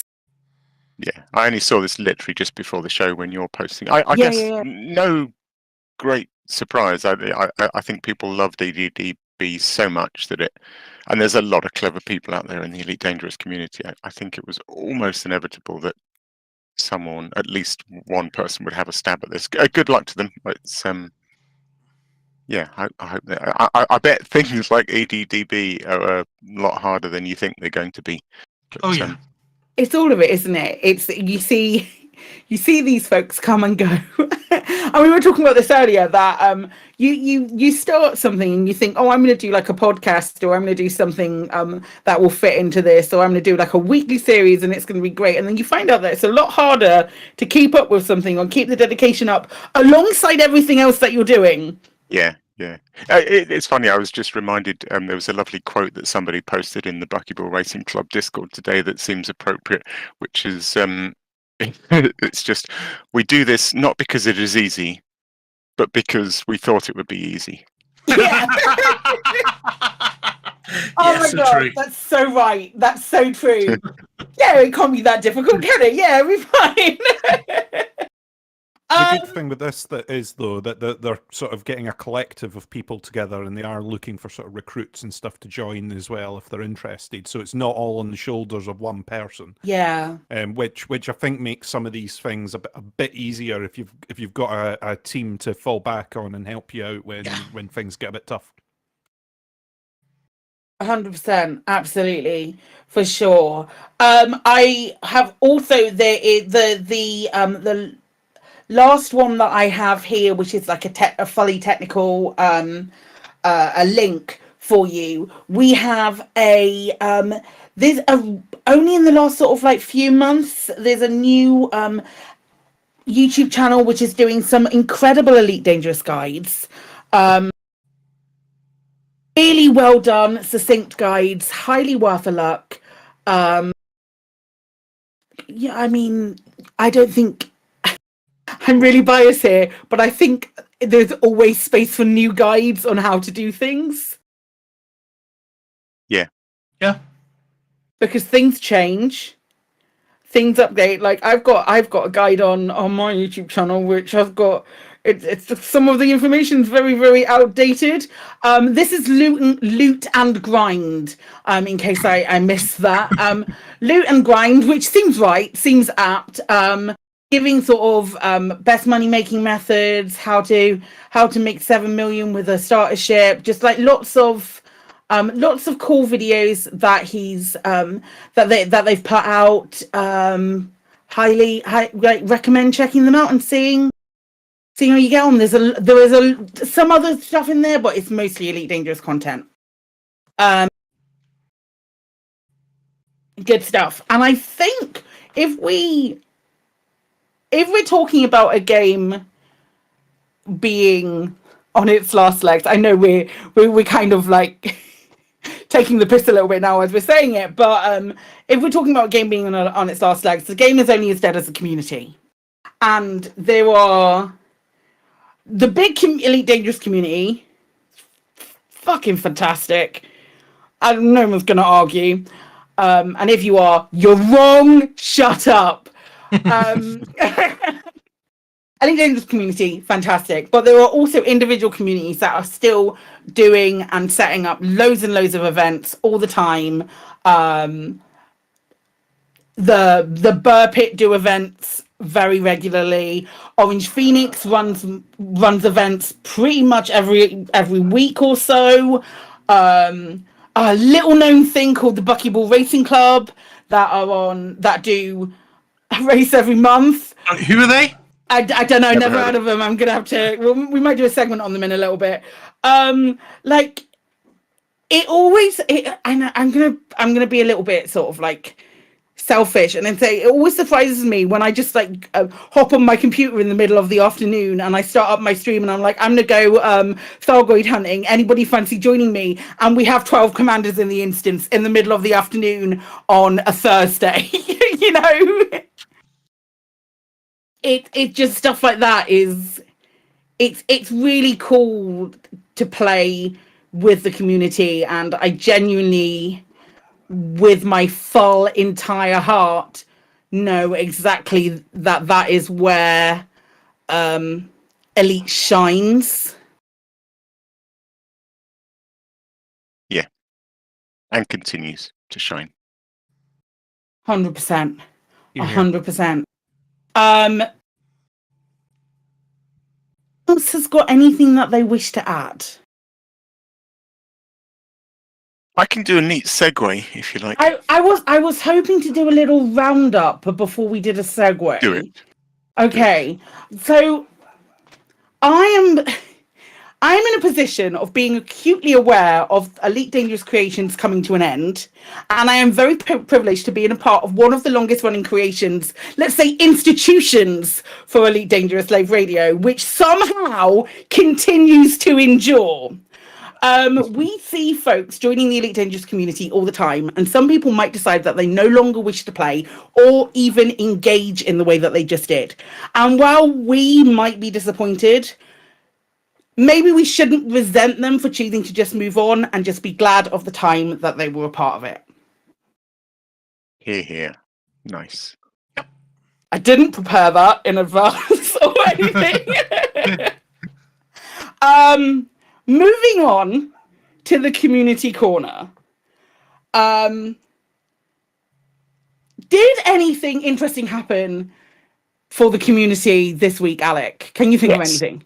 It did. We had a Good. bloody buckyball race, and it was fan-bloomin-tastic. Yeah, my segue, I suppose, from the previous discussion was just a nice example that I was thinking of. So I sort of spoke about burnout on some of the sort of running things that have faded away. So, you know, I can talk personally to that from a buckyball standpoint, which is I've been doing this for a very long time. I'm not remotely the only person. I'm not the head of buckyball. I don't, lead it, but I am certainly one of the people that sort of pushes with a bit of enthusiasm to make the next thing happen. There's a lot of people that are very busy. They love buckyball racing, but it sometimes needs a bit of a spark to say, "Come on, guys, let's do another race." Or, with this new championship, I felt a little bit with the last championship. I'm not saying I don't remotely want to step down from doing it, but I just really wanted some other people to get the sense that they were free to chip in with their own ideas and their own races and stuff. So this championship's been great because as a whole, it's been organised by Kamada Brusky, who's been a long-time member of buckyball racing, the same as me. And it's lovely that he's stepped in and is running the championship as a whole. But I actually wanted to just give a personal shout out because it's such a great example to Sulu, who ran our first race that's been running all last week. Sulu's relatively new to buckyball racing, and is sort of very self-effacing about his abilities, but damn, he's stepped up to the mark. He's ran this race, the first race of the championship. We've had scoreboards updates every single day. I have some amazing statistics from him. I mean, I'm not joking when I say buckyball has never been more popular. In our first race of the championship, Sulu had 137 separate submissions through his Google form. 40 different commanders. He's had to check over 2,400 images, screenshots of evidence, including paused video screens, in order to do that. That's bloody fantastic, and just such a great example of new people stepping up and running with this ball. I love it. Yeah, that's awesome amount of dedication. That is. Yeah. So it's a really, really fun race. We had we had 5 stations, relatively close to each other, actually, all imperial stations, and the race basically had a fixed start and end point. And then the other 4 stations, you had to visit in whatever order seemed best to you. And when you arrived at each station, you had to do a loop around the back of the station before going in through the mail slot. It turned out there was some really fun and surprisingly sort of intricate route planning. All those stations were very close to each other. We were running the old regulation build Cobra as one of the 2 race classes for this from last year's race, and I can't remember what its jump range is, but it's not brilliant. It's around 25 light years or something. I would say it's at least 24 point something. There you go. 24.6, right. Something like that. I'm pretty sure that's the distance in that and that jump skip. I found the route plotting absolutely fascinating with the Cobra because originally I'm quite lazy on this stuff. I enjoy flying a spaceship. I always have a bit of a groan when you have to route plot because I think, well, if I don't get the best route, I'm immediately losing out. So I'm going to have to try and find the best route. Otherwise, there's no point breaking my balls trying to dock 10 seconds faster when somebody's got a minute off their time because they've got one less jump on the route. And what I found was I went initially to Down to Earth Astronomy, who has a third-party site with a route plotter, and you can just bung in the 5 stations and it'll give you a route, which is, I think, the shortest on distance. Yeah, it is. Right. Well, that gave me, I think, 13 jumps initially in the Cobra. And then I had a look and thought, hang on, and I shuffled things around and I got it down to 12 jumps. And then I shuffled it again, I think, and got it down to. Oh, no, I know what happened. I got it to 12 jumps, and one of my hops was like 3 jumps from A to C, and I realised I was going through one of the other waypoints on my way from A to C, and thought, well, hang on, surely I should stop at B on the way because I'm literally going through the city. Really? So I shuffled it down to 11. And then we'll have a little buckyball tip at this point, because this comes up in most races. The route plotter, the in-game route plotter, doesn't take into account the fact that your ship gets lighter as you use fuel. So as you use fuel, your ship gets lighter, your jump range goes up a little bit, but the route plotter ignores that and will happily say it's going to take you 3 jumps to get from A to B, where if you observe, if you're on low fuel and you've got a longer jump range, you can often do it in less if you manually target a system. So I eventually got it down to 10, and it was really good fun, that bit of route plotting. I don't know how many jumps I did now. I'm thinking I probably did like maybe 12. Yeah, because here's the thing, every jump is 45 seconds. So like I say, if you're busting your balls to try and dock 10 seconds faster, but you're doing 12 jumps and I'm doing 11, you're wasting your time. Get that route down.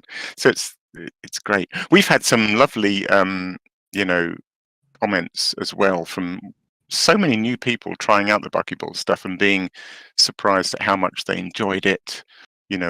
Discovering a whole new way to experience flying a spaceship. Yeah. I had a lot of because I do most of my Elite playing is played on stream, but I had a lot of people going, why are you flying around the station? Why are you not refueling? I was like, this is buckyball, mate. It's buckyball. It's been really good. Anyway, let's have the results. So the final results. There were 2 classes: the Regulation Cobra, and then any Imperial ship you fancied. No great surprise to see that the Unlimited class is completely dominated by the Imperial Courier, which is a bloody fantastic ship, good range and super fast. I think a lot of the people in the top sort of 10 are getting their couriers way above 800 meters a second, 850 plus. So in the Cobra, we had 34 commanders entered. Let's do these in reverse. Let's do the top 4. So in 4th place we had Epiphas. In 3rd place, me. And then 2nd place was Osric, and in 1st place was Sker. Great to see Sker back racing again. Yeah. Very cool. Very cool. I came 12th. I'm so excited with the fact that I came 12th. That's top half. I'll take that for the first race. I'm looking now, but it's really close. Let's see. The 1st place was 24 minutes 43. I say no, it is close. The 1st place was 24 minutes 43. The last place was 36 minutes. So there's 12 minutes in it from first to last, and most of the top 10 are within 3 minutes, 2.5 minutes maybe of each other. Really tight. The Unlimited class, like I say, all Imperial Couriers. In 4th place, Epiphas again. 3rd place, 2nd place is Brusky, and in 1st place, the inimitable Shay Blackwood. Incredible. The time of 16:01. Oh, insane. That must have killed him. That must have absolutely killed him not getting below 16. I can feel it. Yeah. Funny enough, in my Cobra time was 25:08, and the last 3 days, I wasn't really. The only thing I was battling was trying to get below 25, because you get close and you think, it's only 8 seconds. I must be able to shave 8 seconds. I did 2 runs on Sunday off stream where I did a couple more than 2 runs. The first run I went round one way, and my second to last jump had a planet in the way. Literally had a second to last jump. Very last run of the championship. I was like, "Are you fucking kidding me?" And then that made me really angry. So I went away for an hour and I came back, and then I did it like the other way round twice, but I just couldn't beat the time that I'd done the previous day, and I knew I was capable of it. But that's what's beautiful about buckyball. You're racing yourself rather than racing effectively, if you start by racing yourself rather than by racing everybody else, you will find that you just get better. Yes, absolutely. Yeah. And I highly recommend everyone give it a go. Apart from on my race, when I do a race, maybe just give it a go once and then submit your best time for the week at the end of the week. Because I ain't looking forward to getting I'm getting quite scared by Sulu's numbers now. So I'm running the next one. I know what it's going to be. It's going to be a sort of a rerun of one from a year or so back called Thargoid Structure Scramble. We're basically going to be doing a little race around the Thargoid bases. We're not going to be fully activating them and seeing the star map, because the Thargoid probes that you need to do that are a bit of a pain in the ass to get hold of. And one of the things of planning the buckyball race, I'm doing scouting for it this week, is things kind of need to be reliable to a certain extent. You know, there's nothing worse than trying to do a buckyball race and only 1 in 3 of the times you do it, something actually works. So yeah, we can't get probes; they're too unreliable. But it's going to be really nice, because I'm seeing a lot of people, even to this day, say they've never been to a Thargoid base. Not just new players, but people that have been around a while. So it's a lovely opportunity to go and see what's inside them without too much, pressure of having to get the probes and everything else. Just a sort of quick visit. Yeah, I don't need to say much more about it, but that will be next month. But yeah, so in planning what I've been doing this week, one of the things I've been really focusing on is trying to get the number of damn screenshots that are needed down, so I don't want to look at more than I need to. I think I've got it down to 10. I was just wondering, Alec, depending on timing, is it going to be safe around those Thargoid structures around about update patch time, do we think? Yeah, I hear you. We'll just have to see. Hey, unexpected obstacles emerging from grounds. Yeah. Oh my god. The one thing I'm currently working around is when we, talking about unreliable things being really annoying in buckyball races. So one of the issues when we ran this before is hyperdictions. I'm sure a lot of people listening to this have been hyperdicted. It's a pain in the ass, really, isn't it? Mm-hmm. Because there's so little you can do about it, and then you just sit there in a dead ship for 2 minutes. If you can imagine you're a race and that clock is just sitting there going tick, tick, tick. Good shit, on. So what I'm going to try and do is come up with a bonus so that if you get hyperdicted, you just take a screenshot of it, and I'll basically give you back some approximation of the time that being hyperdicted would cost you, so that it's hopefully not too frustrating, because you'll know that, because you won't feel like that run is trashed. Okay. Do we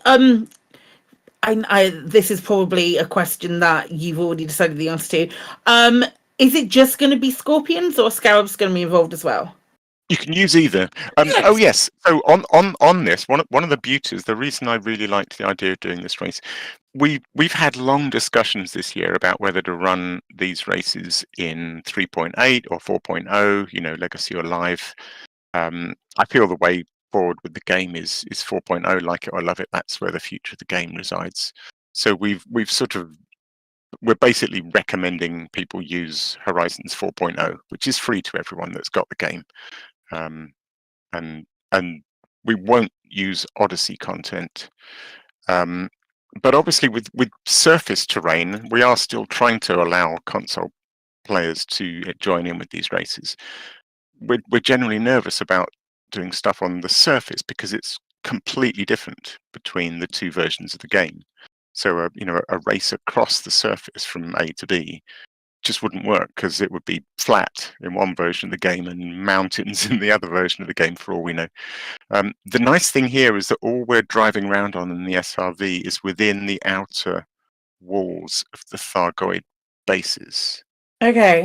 And that is a prefabricated bit of terrain, which is identical in both, as far as I know. Certainly not significantly different. So it's nice because it's an SRV race that doesn't matter which version of the game you race it in. Oh, sweet. And it's very short, so people that are not into their SRVs don't panic, because it's really just driving from your ship into a tunnel and back out again. So us folks that can fly an SRV at 200 meters a second won't be doing much of that. Even better. You love to see it. Yeah, What an and equalizer. I think the Scorpion would be perfectly valid, actually. Okay, excellent. That's really good. That's really good because I know that there are folks that struggle with the SRV. Looking at my sister, Yeah, and I'm aware of that too. That might be an alternative. So that's really cool. That is cracking. I can't wait. Do you know sort of when it might be happening yet, Alec, or no? I do. I have put dates on it. Let me just. You don't have to share if you don't want to, but I've committed to dates. So it's the 6th to the 14th of May. Okay. Cool. More details to follow. Cool. That's my birthday. Oh, something that we've not discussed. That's that Frontier announced that they were doing. I'm sure it was in the show notes. Let's come back to that very quickly and talk about any other business. About that. Yeah. Let's do it. Is it in any other business? Is it what it's for? I think so. If I've read your mind correctly. Oh shit! Yeah, it's in any other business. Anyway, it was in show notes. No worries. We've already talked about Bubble News Radio. Are we talking about it again now, or are we just going to go to Mostly Clueless? No, I think it ended up in 2 places at once. Okay, cool.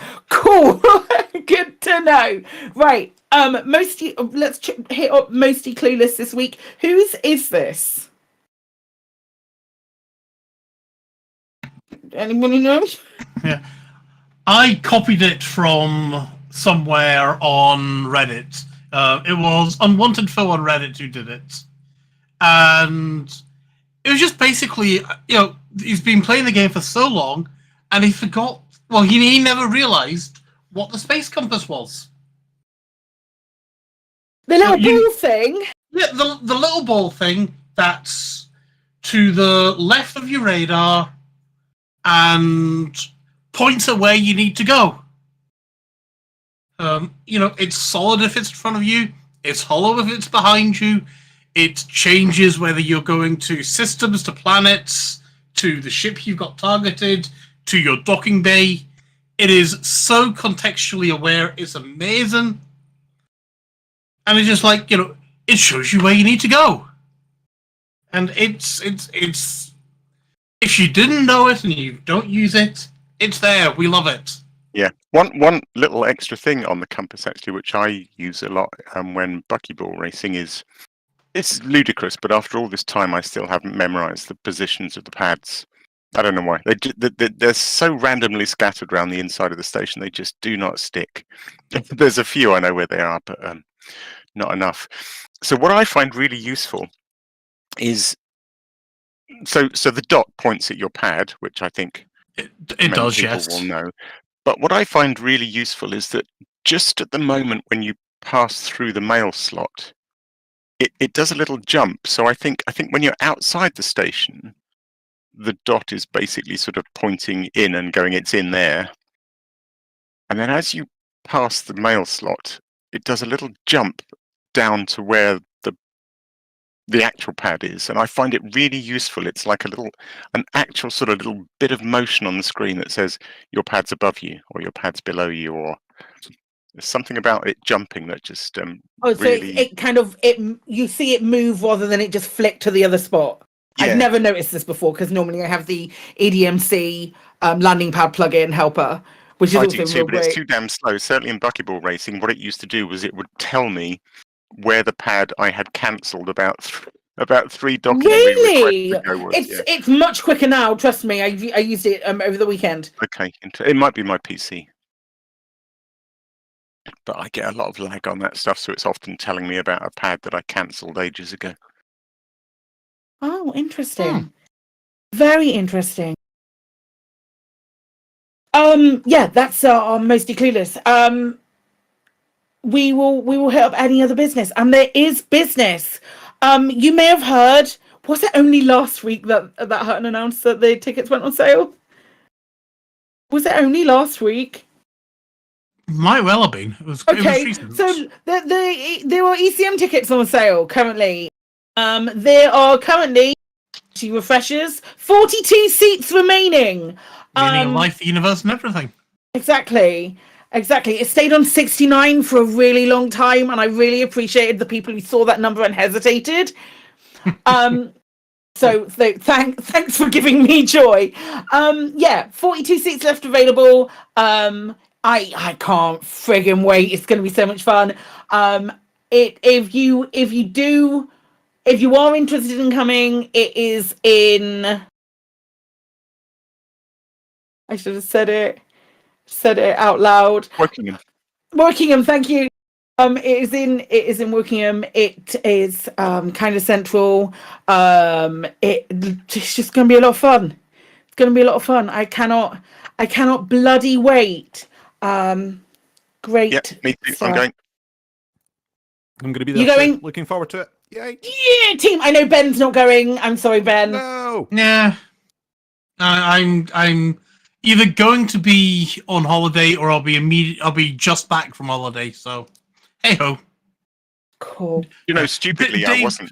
The day they went on sale, I don't know why. I was in an odd frame of mind, and I just thought, I won't bother.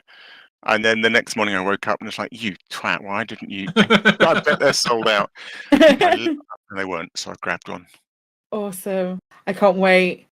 I'm really looking forward to it. I'm really looking forward to seeing folks again and enjoying a tipple or 7. I think it's going to be great. The other thing, and this was the thing, the other thing that is happening. Oh, it's on the 19th of August, by the way. I certainly didn't say that, did I? Okay, the other thing that is also happening that was just announced really recently on Twitter by Frontier and on loads of other spaces, you can explore the Milky Way in person at the London Science Museum on May the 4th as part of this science fiction themed lates that I am very, very, very excited about. I am going to go and see that. Yeah, I'm going. Yay. I'm going. There's quite a few folks that I know that are going, which is going to be really, really fun.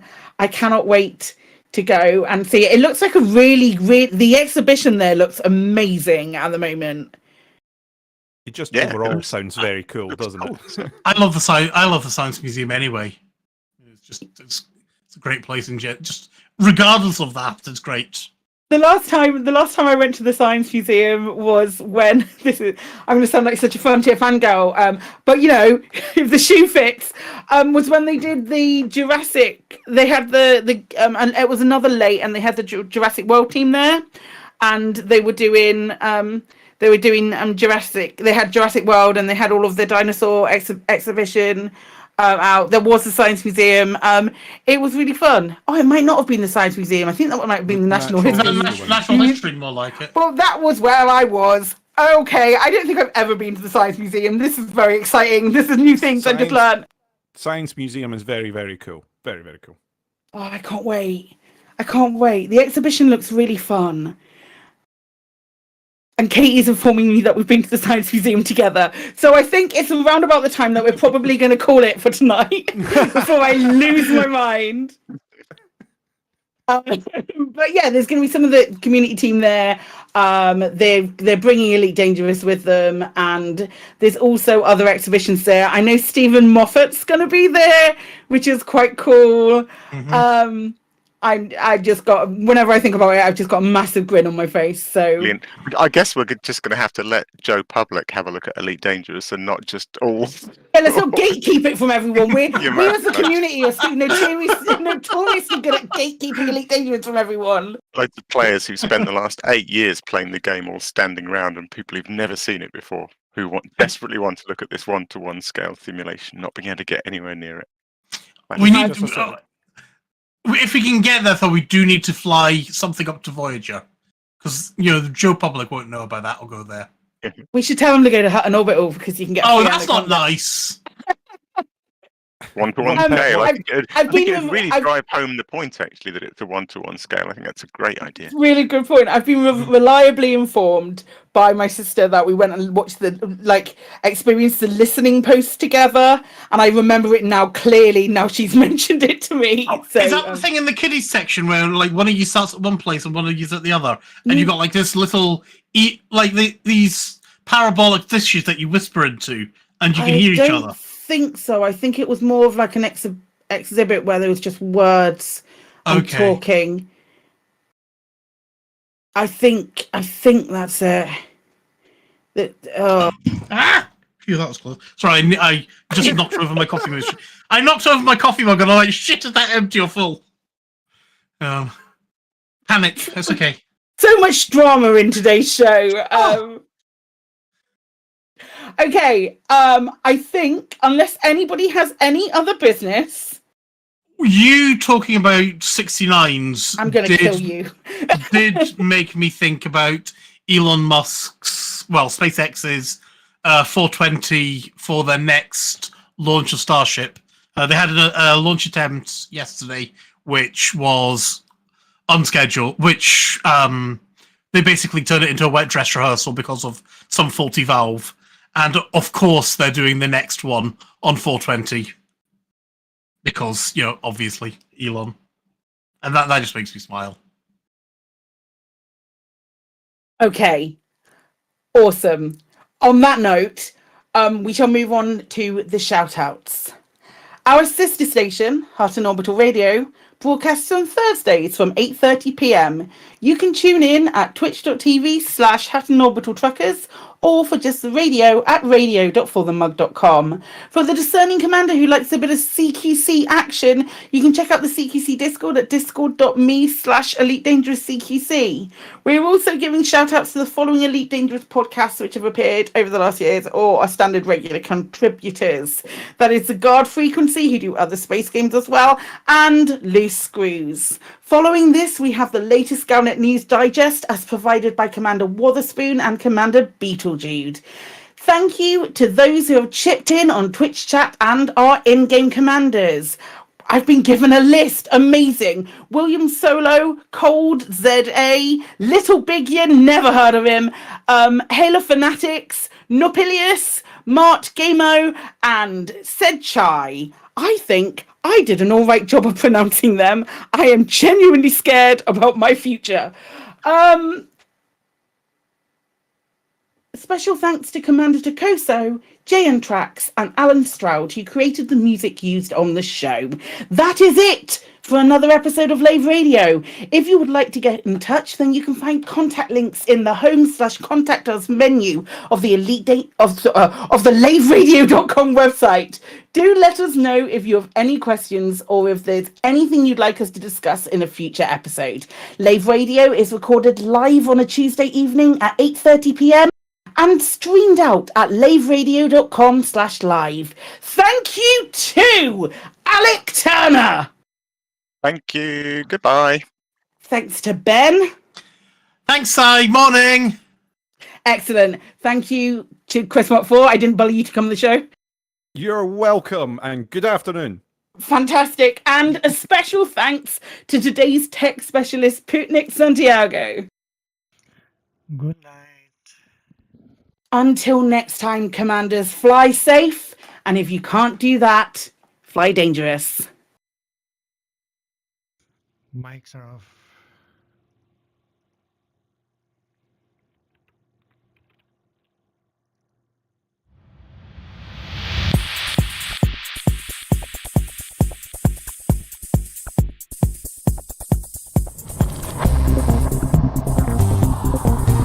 Is your life like this? Sounds like someone having an orange inserted.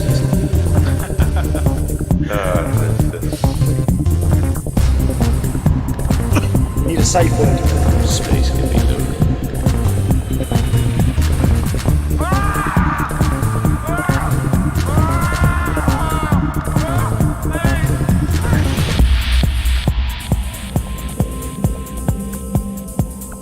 I'm going to see the galaxy.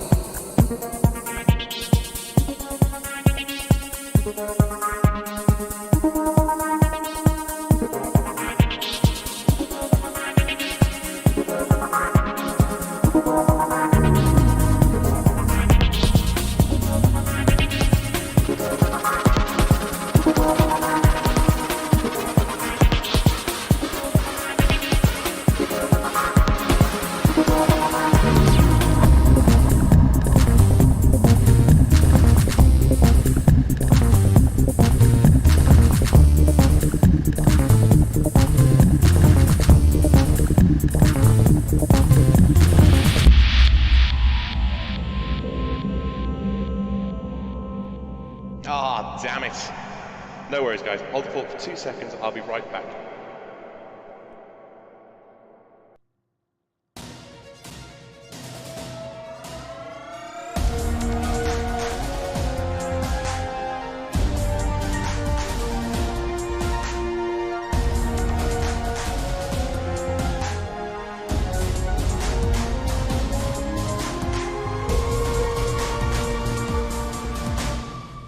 GalnetNews Digest, 18th of April, 3309. We read the news so you don't have to. In this week's news, there's a drama in one drama. Aegis clears Utopia of any hand in reanimating Salvation, and the Alliance asks the Federation and Empire very nicely if they wouldn't mind not bickering just at the time the Thargoids are coming to kill us all.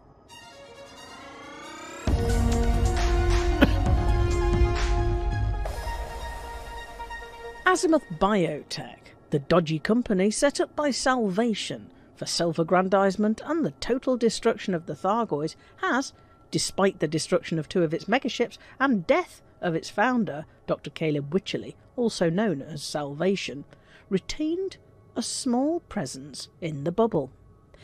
It even has some support. In November, it allegedly built a new megaship, the Eternal Vigilance, with the help of members of the community in the One Drama system. However, this may have been a scam perpetrated on its supporters, as the megaship is nowhere to be found. In January, in the TZ Arietis system, Azimuth developed AX weapon stabilizers that allow up to 6 AX weapons to be fitted to a ship. It also has quite good shard cannons for sale at its Prospects Deep base in Mbuni. Azimuth controls 3 systems. Mbuni, which is an absolute monopoly, with no other factions permitted to compete, its old Taurus Mining Ventures base, T-Tori, and LHS 1163, which is where the glorious Prospect megaship is based, earning a small but steady income selling Mbuni permits. Other than the mythical Eternal Vigilance and the glorious Prospect, Azimuth's only other megaship, the Musashi, recently returned to T-Tori following the campaign to create the AX weapon stabilizers. Azimuth has no remaining presence in TZ Arietis, but it does have a presence in One Drama, and an increasing one. It looks likely that it may soon win McLean City in an election, giving it control of a 4th system. Groups opposed to Azimuth, to genocide and to the virtual reanimation of Salvation as the commander of the Guardian AI, including Operation Witch Hunt and the Children of Raxler, have been campaigning to stop this takeover. In fact, they think it may be possible to drive Azimuth out of One Drama completely, with enough determination at the ballot box. Whether they can really do this remains uncertain. Azimuth and the disembodied consciousness of its ex-leader, Salvation, may still have enough support to flourish.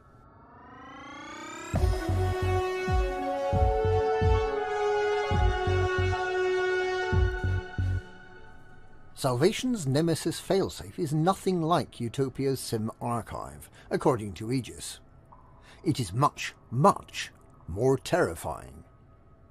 Aegis sent its scientists, Drs. Fonseca and Cooper, to see practical demonstrations of the Utopian Sim archive and to discuss Salvation's alleged Nemesis failsafe with the scientists of the Utopian Commune.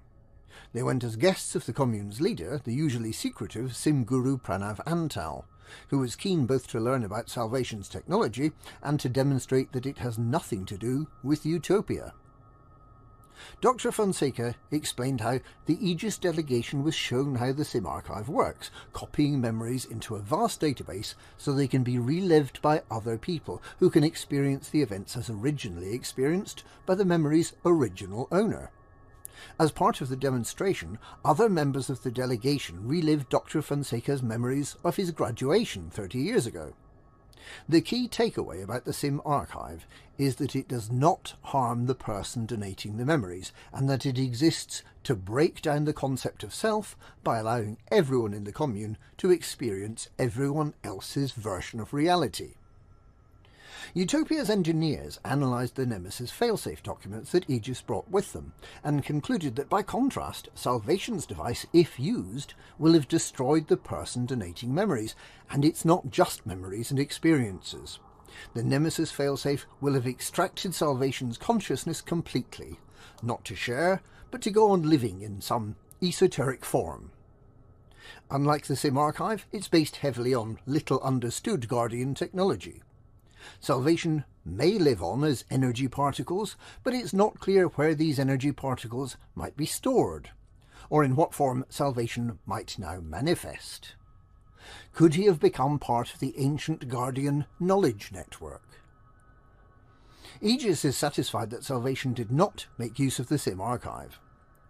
But if Salvation's consciousness has really been extracted complete from his body moments before the Bright Sentinel was destroyed, we all may have something far worse to worry about.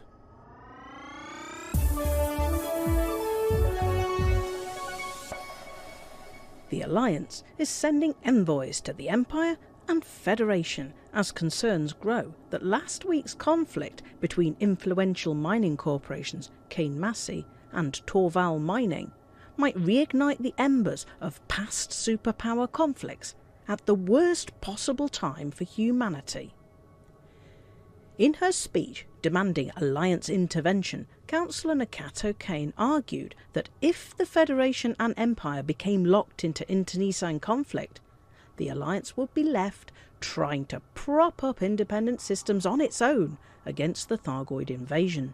This would stretch resources, and the significant progress made in recent weeks to slow the Thargoids' advance might be lost, at a probable cost of hundreds of thousands of lives.